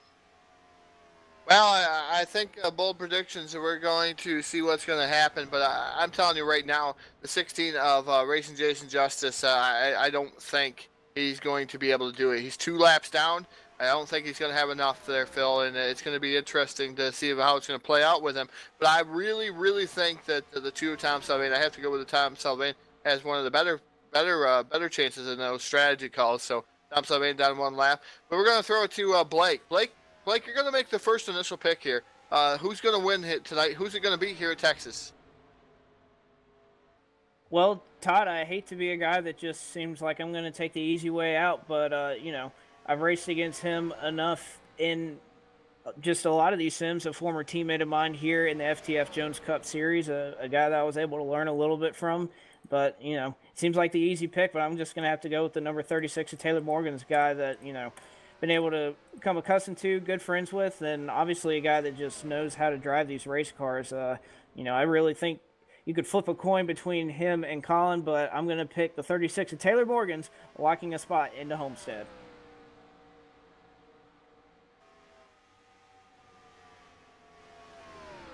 Well, Joe having not such a good finish last time we did this picks. He had the black cloud actually come on the top of him. So we're going to throw it to Joe Allen. Joe, who you got?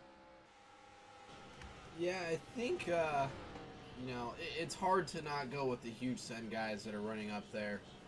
Even with the varying pit strategy, I think 40 laps is going to be stretching it too far for a guy like Jason, who's found himself a lap down to the leader so far. You know, he just went around the 14 of Colin Keister, who, you know, I'm torn. I want to go with Tom Sylvain. I just don't know what his strategy is going to look like. So I'm going to do the fan, probably not the fan favorite pick. I'm going to take the easy way out.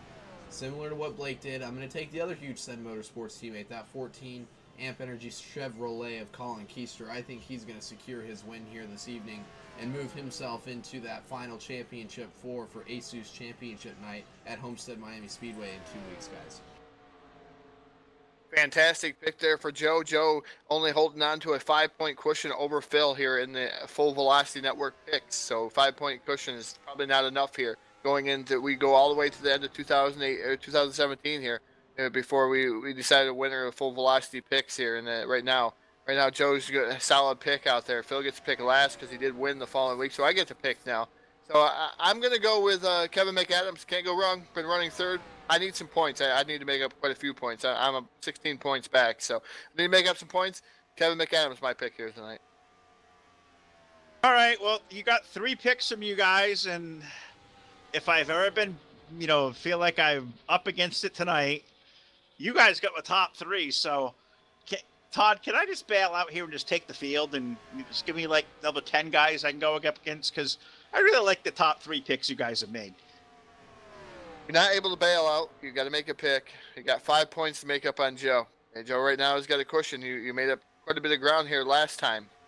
Got to make up ground again, or else lose ground either way.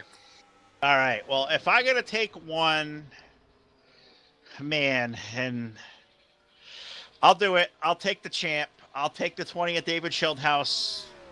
Not only because he's the 4th place car, because I was kind of torn between himself and the 31 of Derek Justice, but I like the way the 20 has looked all night long. You know, I think the 31 has actually had a stronger car, but, you know, just for sake of the picks and the way the points will shake out for us, I know I really don't got much of a shot having to pick last tonight. But officially, give me the David Schildhouse car, but I wouldn't be all that surprised if Derek was able to, you know, if we got a late caution, he'd go up there and contend as well. But officially, give me the 20 there, Don. All right, that's all the picks. Phil's going to take the 20 as it looks like he is getting past there for the 4th position. A great pick there as the 31 of Derek Justice is going to dive it down to the bottom in that Baskin-Robbins Ford. He's going to go into turn number 3, and it actually looks like Schildhouse is going to utilize the top side. He's going to keep it too wide, a two-wide battle here, as again, they are 11.5 seconds behind 4th place, or behind the leader. Those are the picks. There's Blake. Blake trying to cover the battle out there on the speedway between those two. One of Phil's picks. Again, Phil picked David Schildhouse, the champ. I picked Kevin McAdams. Taylor Morgan's was the 36 is Blake's pick, and the 14 of Colin Keister was Joe's pick out there on the speedway. Now I'm going to send it out to the YouTube chat box. YouTube chat box, it's your turn to shine. Let's see how many picks you guys come up with down there in the YouTube chat box. You've done good. Let's hear the picks from you guys. I'll do the best that we can to get you here live on Full Velocity Network as we have a battle for the lead. Yes, we do. A battle for the lead between the 14 of Colin Keister, the 36 of Taylor Morgan's. Taylor has caught Colin. It's kind of been a reversal of roles here as we get the 30 laps to go here.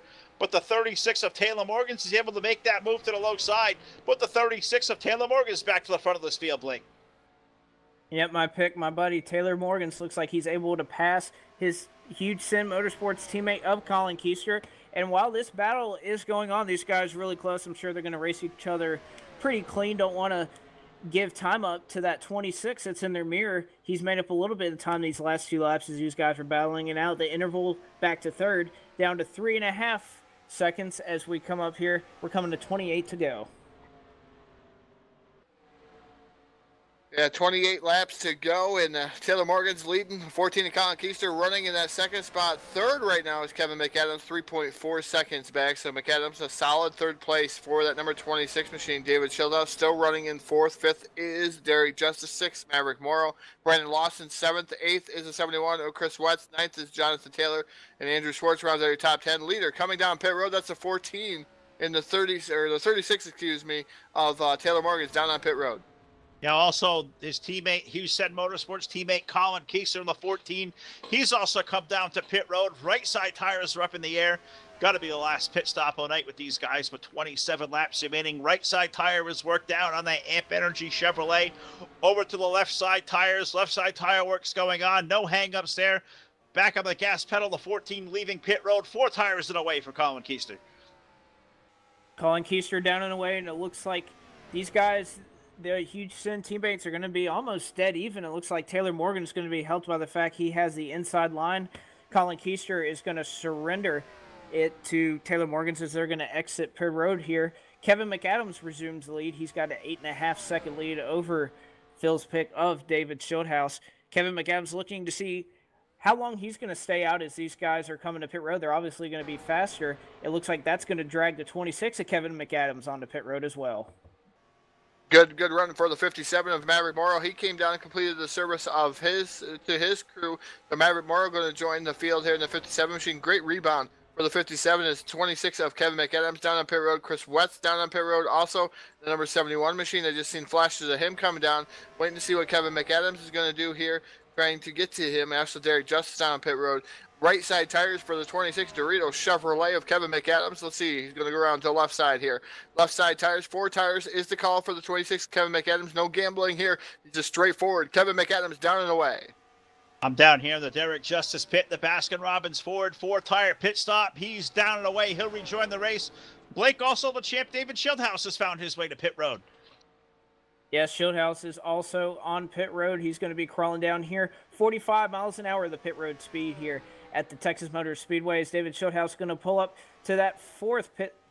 Oh, it looks like he overshot his pit box by just a little bit. Going to cost him just a little bit of time here as we get back out on the speedway. That may be enough to surrender that battle he was having with Derek Justice. And it's going to give that spot to Derek as 4 fresh Goodyear Eagles are on that 20 Samsung Ford, the sponsor for this event. David Shieldhouse is down and away and sending it off into turn number 1. All right, they all rejoin the race. Looks like this cycle of green flag pit stops for the time being appears to be done, but as said, we've had guys, you know, recycle around and play different strategies all night long, and you got to like the move of Tom Sylvain to number 2. I know Joe just alluded to it, and I'll bring Joe back into the conversation again. Is there any conceivable way, Joe, from where Tom Sylvain pitted, can he roll the dice and make up a distance from here? I mean, that's 25 laps to go, but he's been stretching it out all night. Is there any conceivable way whatsoever he pulls the upset, or is he going to be banking on a caution from here? I think we're going to see Tom Sylvain banking on a caution, guys. If my math is right, I think when he came down pit road, there were 40 laps to go. I mean, even a guy who was under heavy conservation mode in Jason Justice, who was clutching, only made it a maximum of 34 laps. I just don't see Tom Sylvain being able to maintain his pace. He's got about a 12-second lead last time by over Colin Keister and Taylor Morgans. Both of those guys are substantially shrinking that down, running over a second faster than Tom Sylvain. So they're going to catch him eventually. At the pace that he has to run to be able to even think about trying to save that, I just don't think it's possible. I think he is going to bank on a caution here towards the end of the race where all the leaders are going to be forced to come down pit road to take tires, and that'll put him in position with that track position that he would then gain from staying out as long as he does. But as far as making it all the way to the end on 40 laps on fuel that he would have had to save, I just don't think it's possible. Not with what the statistics are and how the setup is. These guys max can go 34, 35 laps. I don't see him stretching it as far as he needs to make it on all the way to the end of this race. Yeah, Joe, it was a great roll of the dice there for Tom Sylvain. I just don't think it's going to play out in his favor either. I thought he was the better of the two to actually try to make it the distance in that number 2 machine, but I just don't think Tom Sylvain's got what it takes there to save that amount of fuel there. He's going to have to bank on the yellow. I have to agree with you. But I'm going down in the chat box. We got some picks.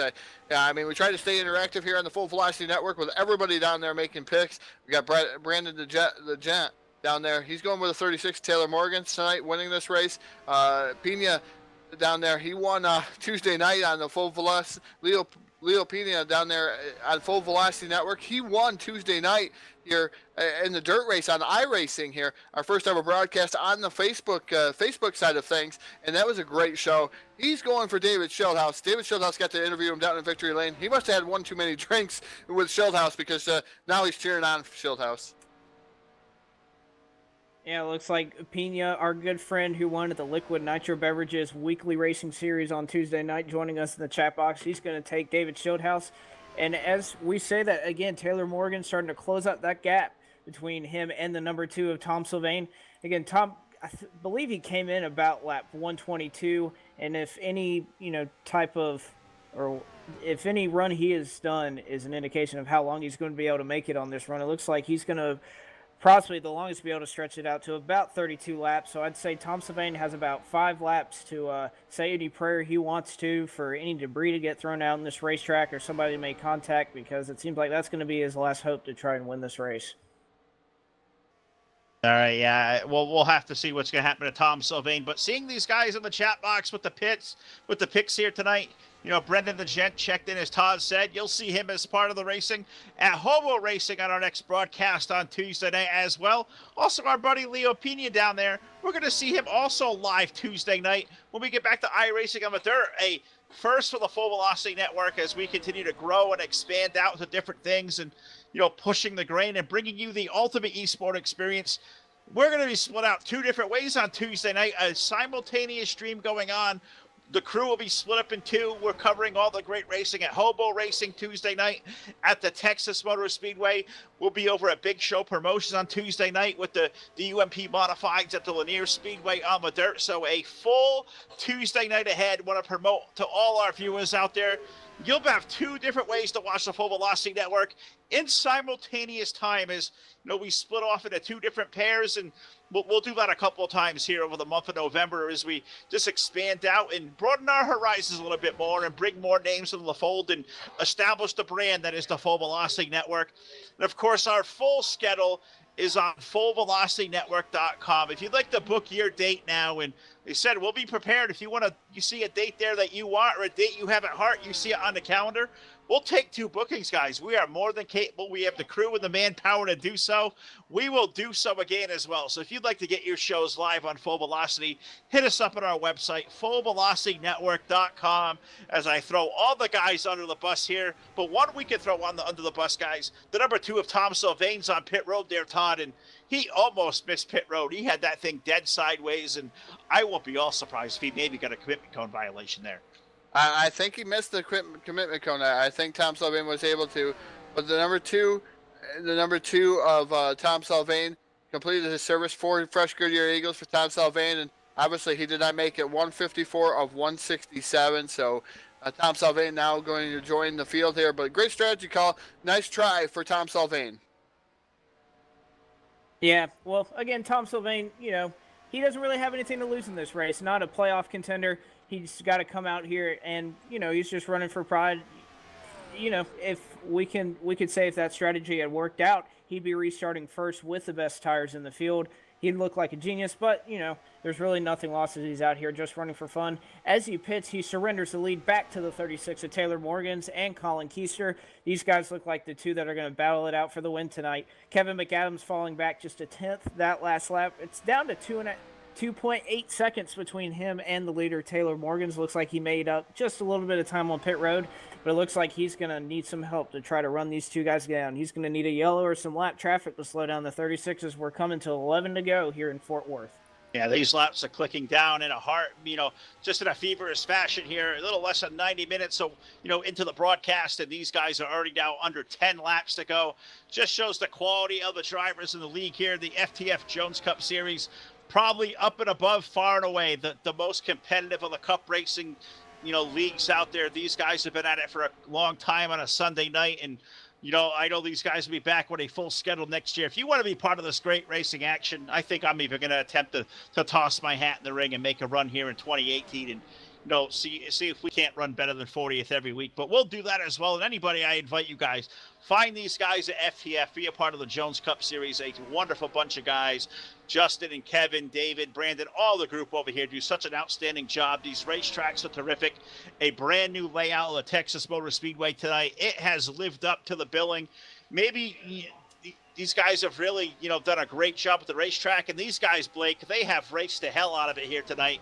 And it's been, those Houston Motorsports teammates of yours, Colin Keister and Taylor Morgans.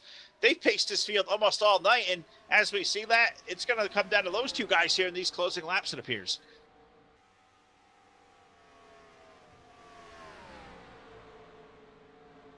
All right, Taylor, again, resuming the lead. It looks like we're going to come to 8 laps to go. That gap between second and third widening out. It looks like this is going to be a huge showdown. Really, both these guys are relatively locked in here to the Homestead Miami Speedway. As long as they show up and just, don't do anything too dumb next week, it looks like they'll be locked in. But, might as well see who can duke it out and try to have some bragging rights here and be able to take it a little easier next week at Phoenix.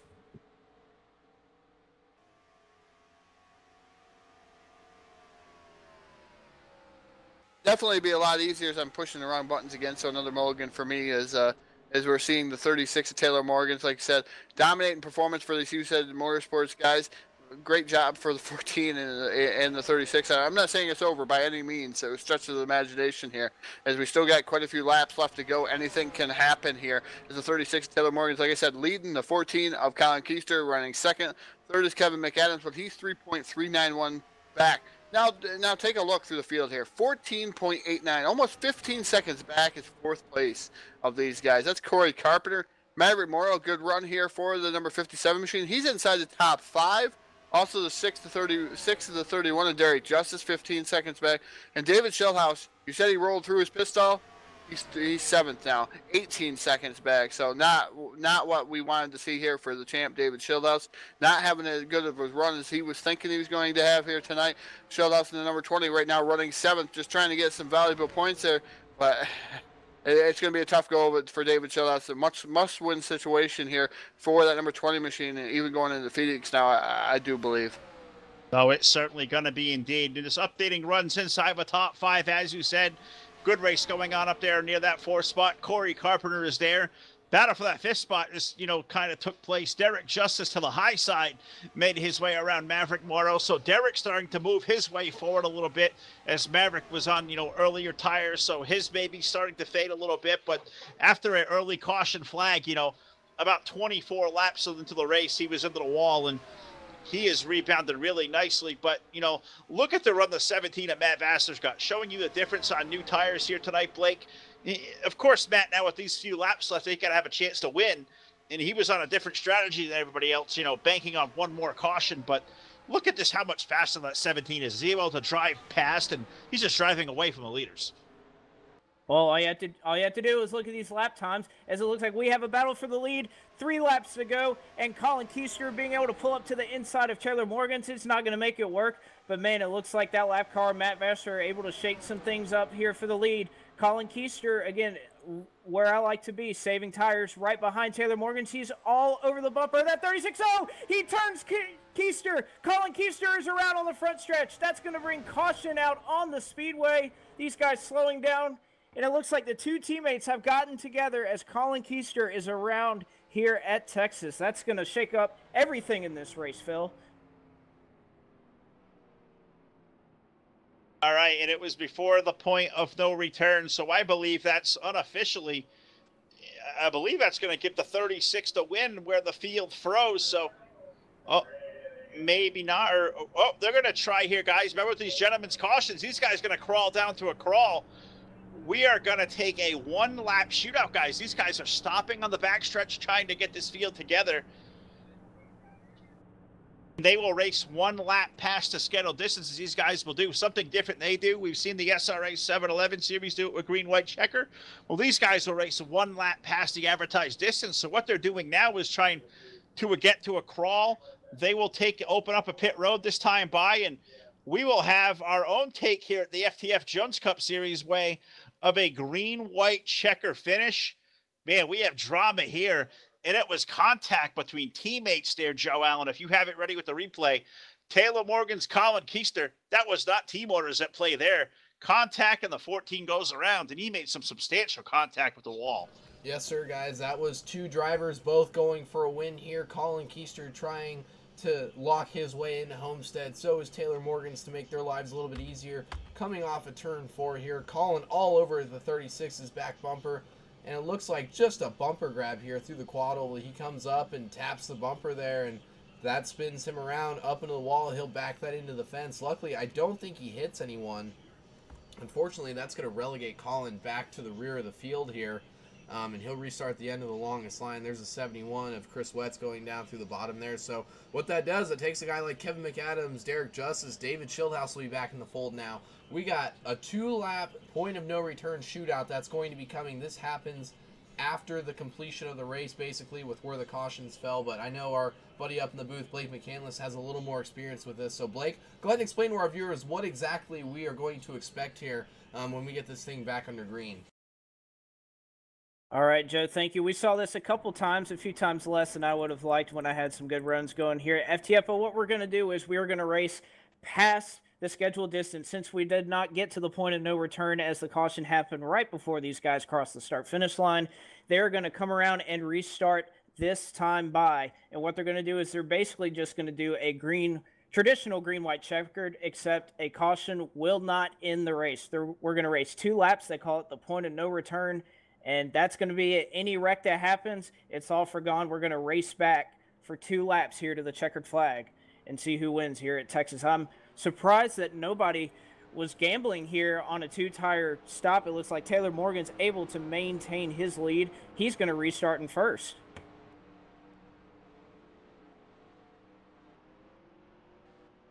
So what we're seeing here, guys, is going to be a true green-white checker.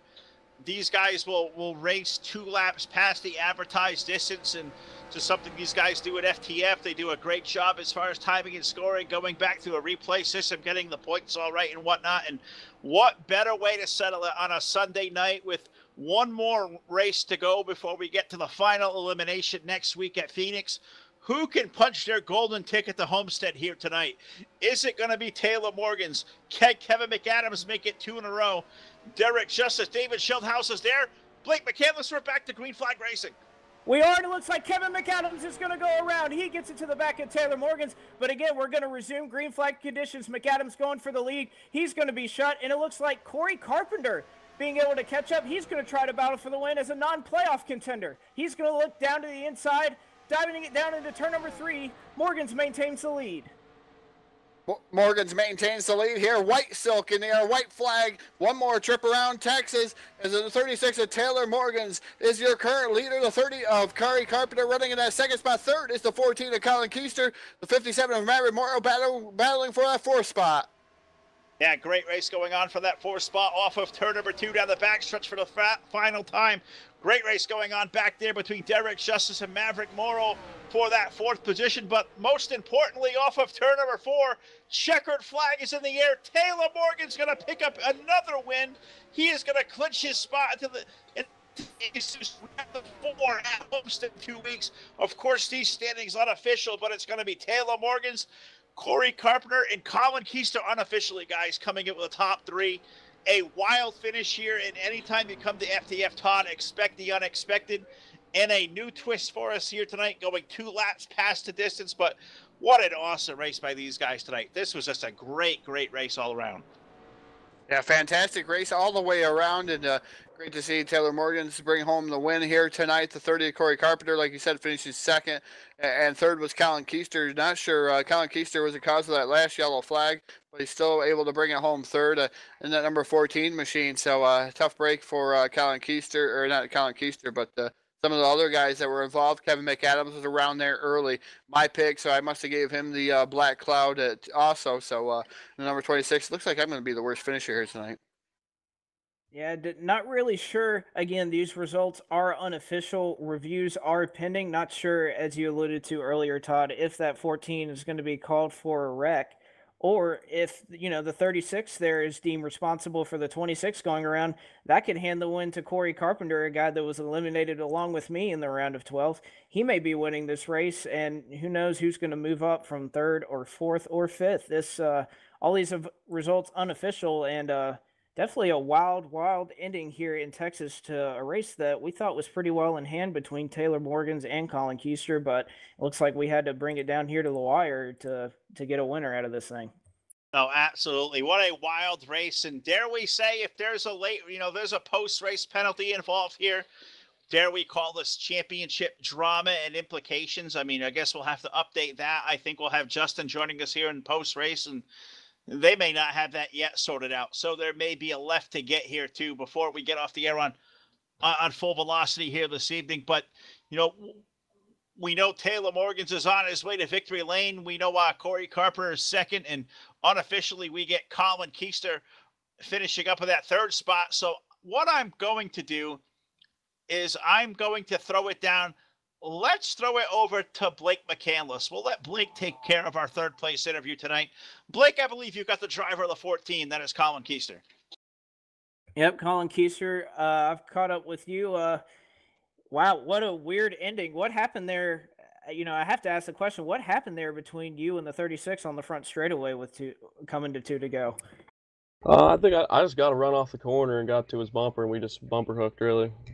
I don't think neither one of us did anything wrong. It was just, I don't know, just unfortunate. And definitely some unfortunate circumstances, but it looks like unofficially you were able to restart in the 3rd position.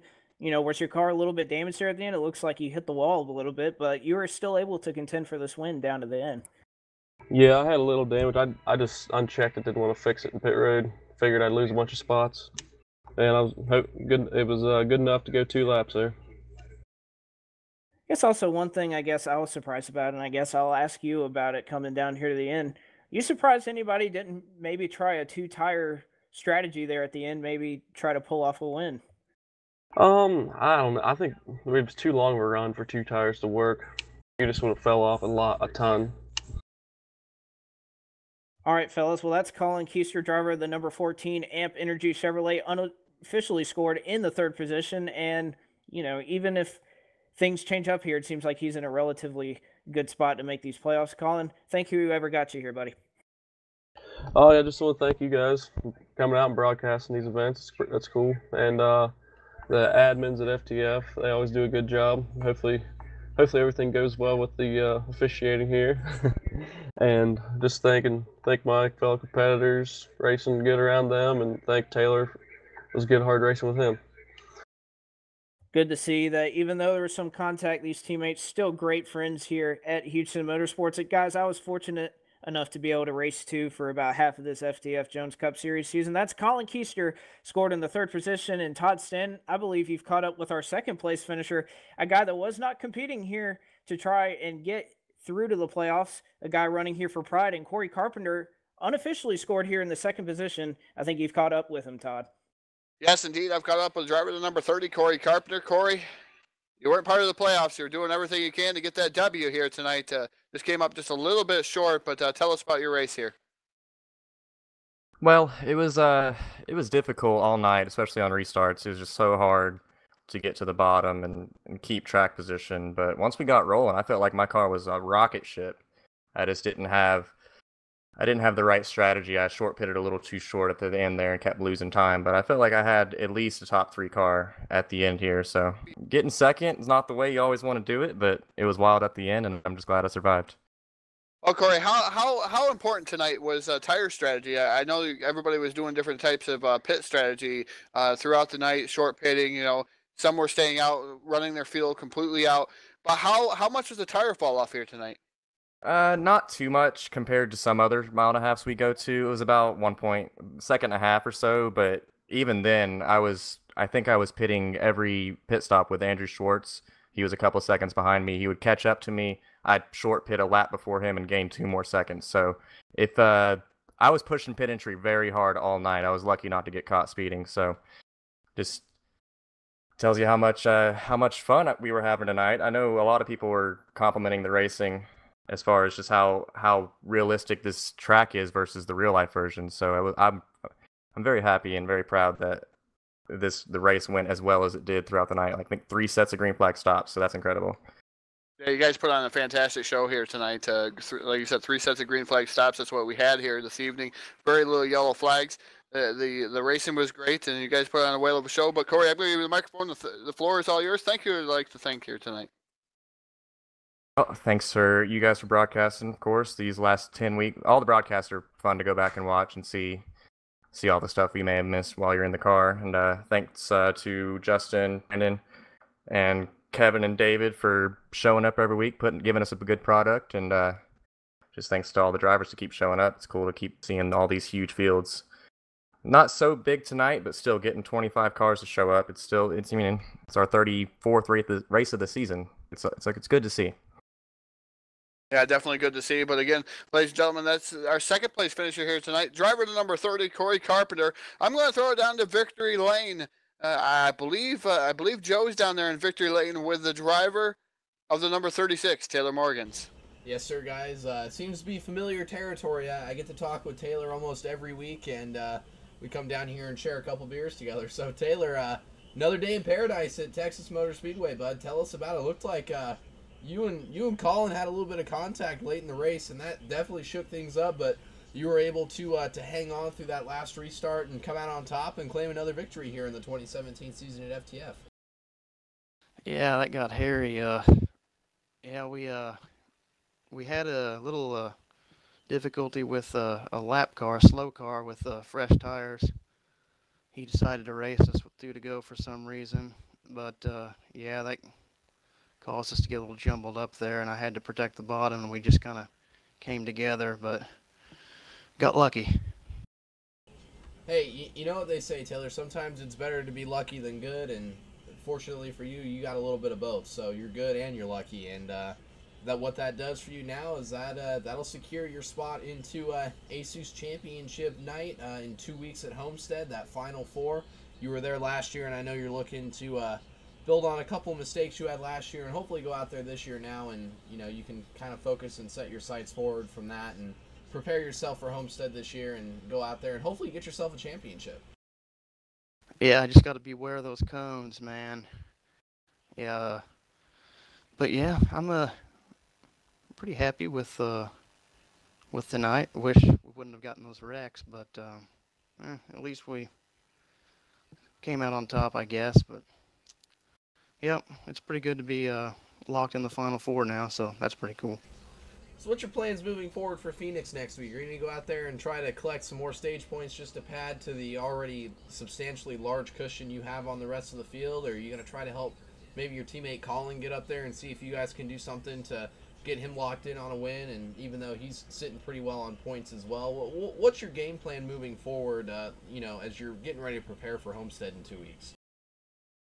Yeah, Colin's looking good. He's probably going to make it regardless. But yeah, he's really good at Phoenix. I'm not that good. I'm probably not going to be able to contend with him, and Kevin's going to be real good.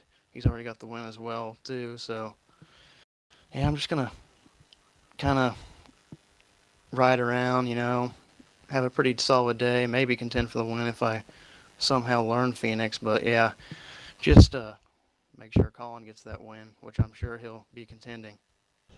All right, guys. Well, Taylor, as you know, and as is a custom here down here in Victory Lane, microphone is all yours, buddy. If you got anybody that may watch this, any fans, any friends, family, teammates you want to thank that is either watching this live or will watch this back when it's archived on our page, the floor is all yours.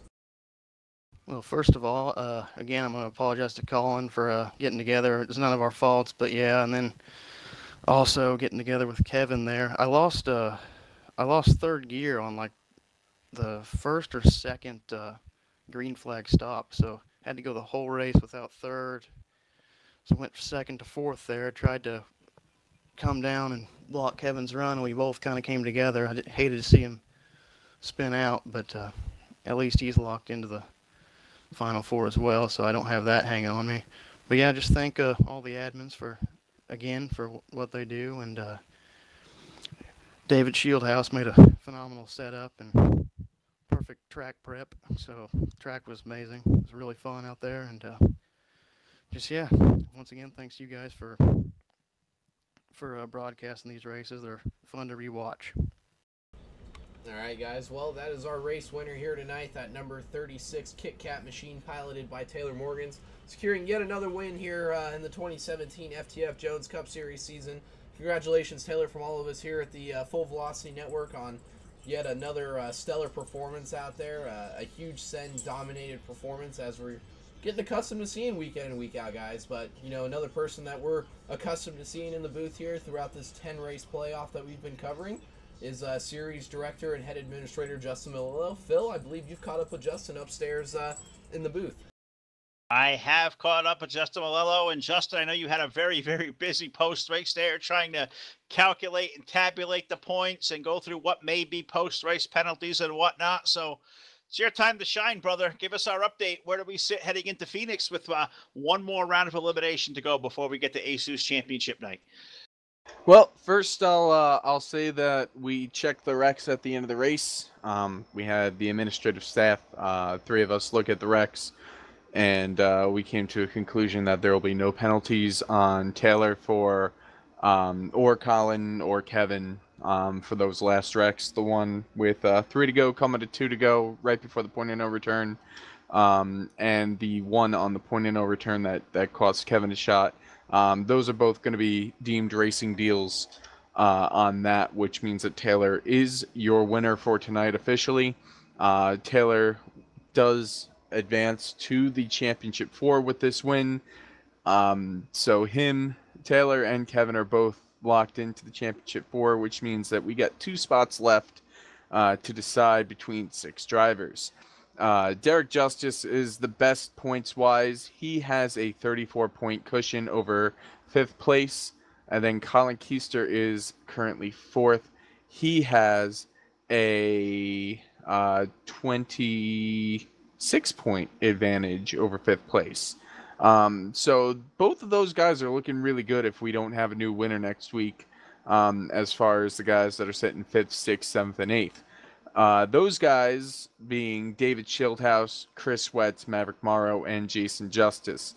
Now, it's not out of the realm of possibilities that David, Wetz, or Maverick could still get in past Colin or Derek and make their way into the Final Four on points, but it's highly unlikely at this point in just one race and the amount of people that we got left coming every week.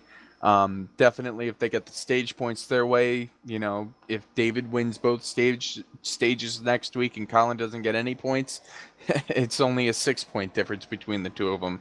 So you never know with these stage points, but I'm thinking that we pretty much have our Final Four set, barring a surprise win next week at Phoenix from David, Chris Wetz, Maverick, or Jason Justice.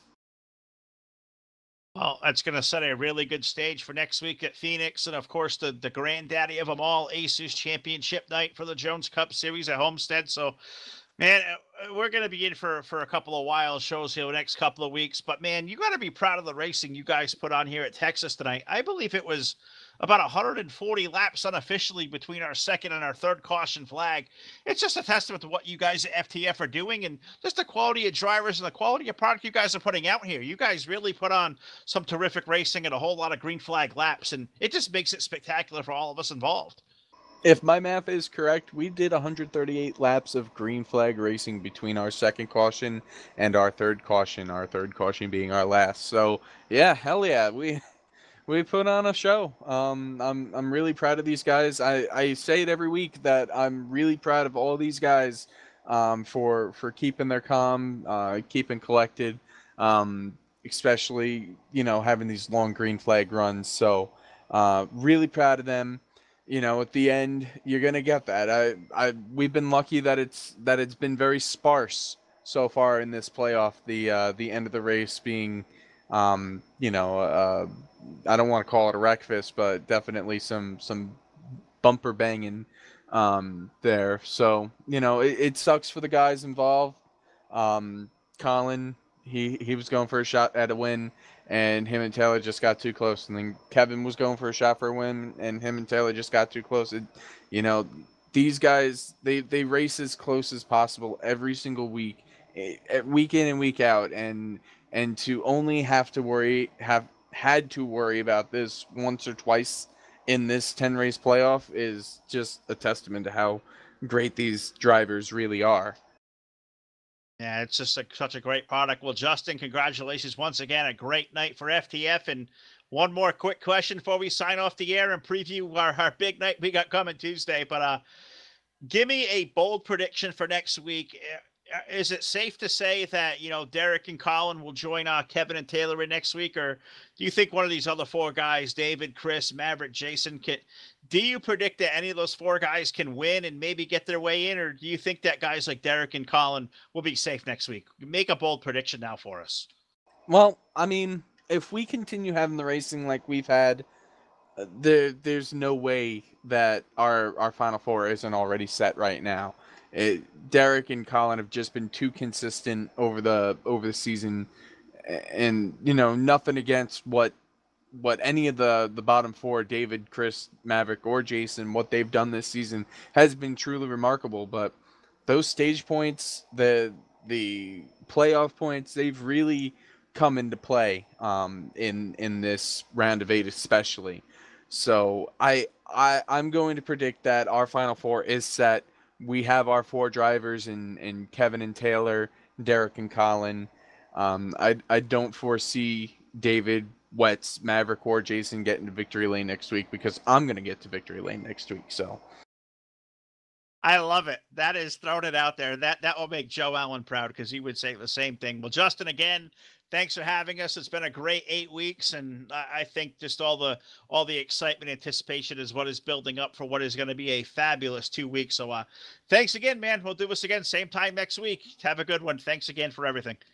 Thanks, Phil, and thank you guys for all you do. All right, Justin Malello, gracious enough to join us tonight here, guys, with a points update. And what more can you say there, Todd? What a fabulous night of racing. These guys at FTF always deliver, and you know, we head to the big two, Phoenix for the final elimination, and then ASUS Championship Night at Homestead. I mean, can you have any more excitement going into two more races? It is going to be wild. I can't wait to see where this is going to go. Yeah, I definitely can't wait to see where this is going to go either, Phil. As like he was hitting on, he thinks the Final Four are already set. I'd like to see one of those other guys get in for virtual win and then knock somebody out. That'd be cool to broadcast here next week. But like I said, they've been consistent all along, and got to remember last season though, both Taylor Morgan's and Derek Justice had those commitment cone penalties that gave David Schildhaus his win. So drama could go right into Homestead the following week after that. So you just never know who's going to come home with that championship. You just never know who's going to win a race here at FTF. No, absolutely right. And can't wait to see how that is all going to go. And you can expect the four of us right back here the next 2 weeks for what is going to be awesome conclusion to a 2017 FTF Jones Cup Series season. But next up for us on Full Velocity, I know we just talked about it here a couple of minutes ago, but big dual broadcast for us coming up Tuesday night.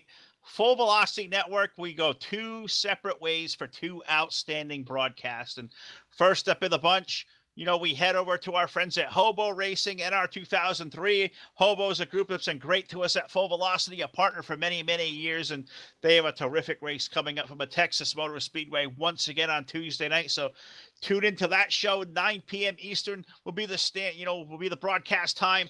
Also on Tuesday night, a return to Big Show Promotions for the UMP Modified Series here at the Lanier Speedway. An awesome group of guys, Big Show Promotions, a tremendous following these guys have. And we did a Facebook Live broadcast last week that saw an astronomical number of views that I don't think any of us foreseen coming in such an early infancy here on FEN. So two great broadcast guys. Pay attention to our social media for all the links out there and all the ways to watch these great shows. And you know, we'll be back live. You'll hear all the personalities here of the FEN here coming up on Tuesday night. So we'll sign off for the night. It's been a great broadcast of my partners, Blake and Todd, up here in the booth. Fantastic night. All let's decide.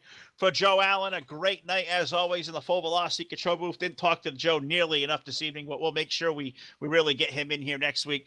I'm Phil Lacasse. Thank you to everybody out there on YouTube for watching us here tonight live on the Full Velocity Network, the ultimate esport experience. We hope to see you next time.